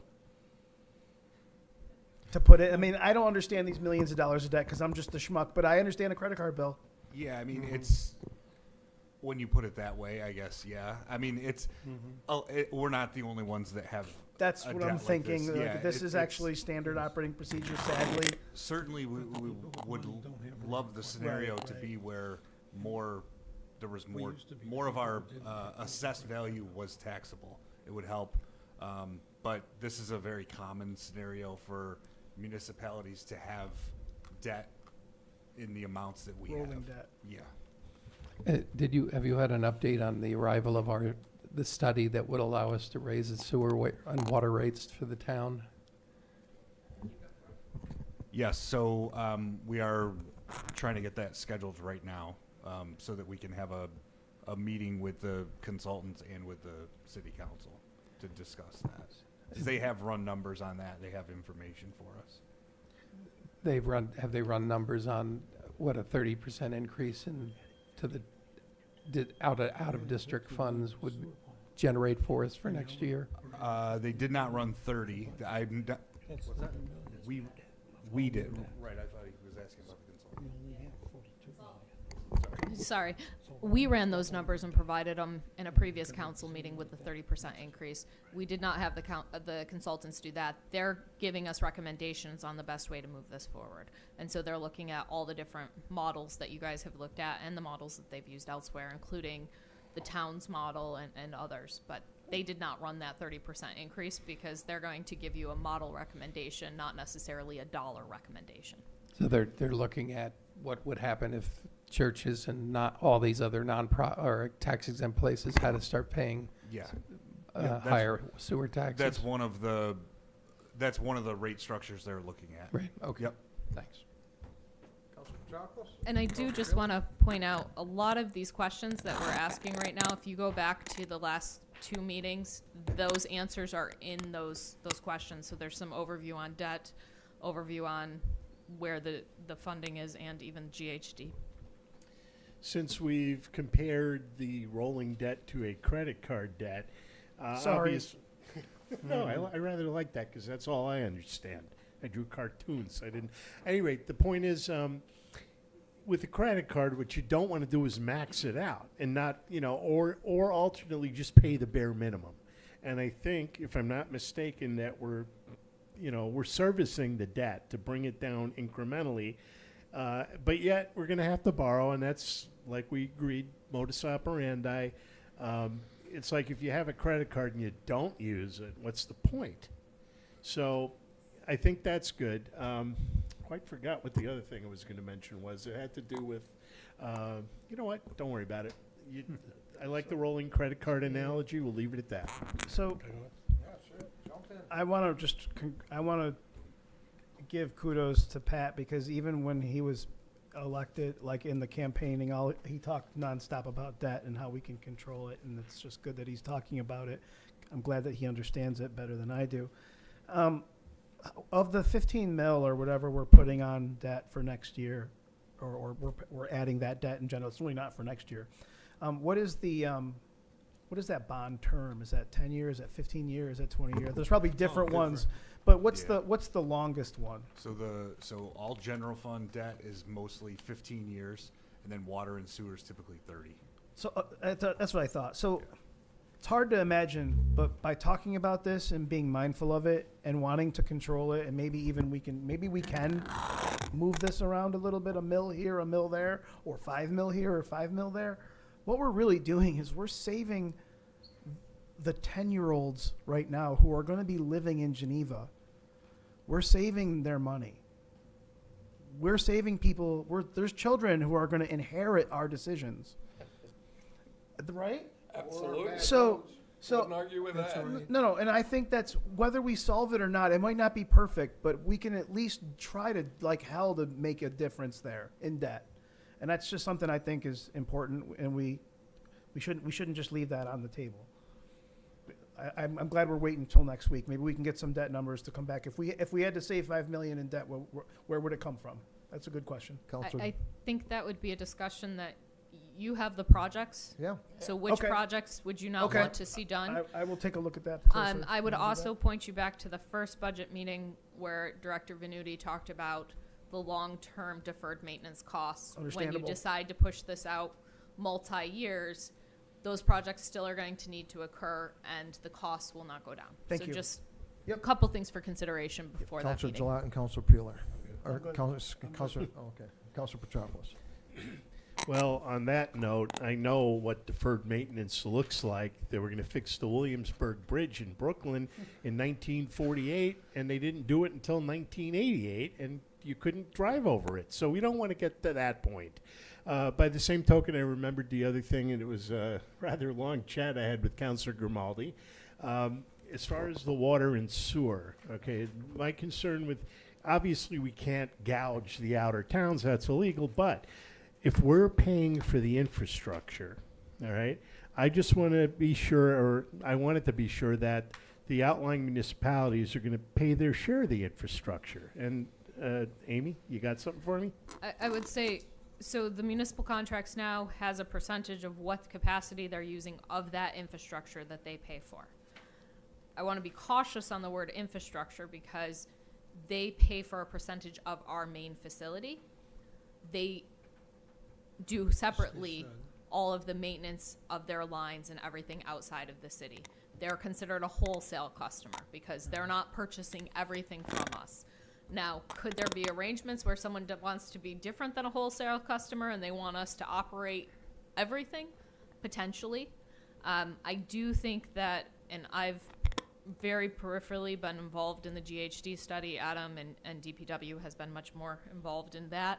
I think those are the matters that they're stepping into, and will provide you that overview of this is what you are providing as a service, this is how you're being paid for that service, and where are the costs and the benefits to I that. guess what triggered all this is, correct me if I'm wrong, Director Venuti mentioned, we're at 94% capacity in our sewage, and we may have to add to that capacity. And if we have to add to that capacity, that's going to be on us. No, that's what I want. That's why I'm Yep. asking. So first off, I will correct on our wastewater. We're at that capacity on the solids, because wastewater is two different things. It's actually more than that, but solids is where we're at the overcapacity. And all of, and it was in the bond resolution as well, the other municipalities are contributing to that debt. They're taking on their share of all of that and contributing to that based off of what agreements still stay in place. We have to look at all of that again, and that's why we're bringing in GHD to do that study. That's what I was and hoping that's- to hear. Thank you. You're bringing them in for advice, not for determining and taking place of the strategy we're using to maximize our Correct. asset. Correct. The town of Geneva gets a lot of benefits they don't pay for from having this core here with all the full-time assets. It's art as well as science for what the word share, their share means. When we're expanding a plant by $18 million and 90% of the benefits going to the expansion of 190 new homes in the town. And I know the reason I repeat these things, Your Honor, is because I don't think we remember them from meeting to meeting. I think my frustration is more in the lack of 100% accuracy. Well, that's, It's a little low.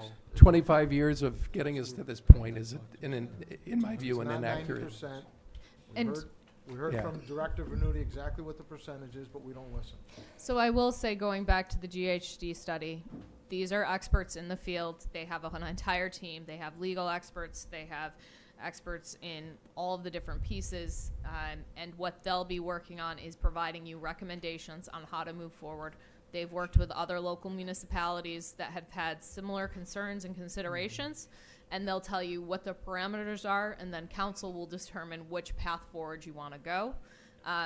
And you'll also, depending on your path, if there's potential legal options or other things, then you'll work with your own legal counsel. They are not your advisors, but they know the rules and regulations and can start moving you in that direction.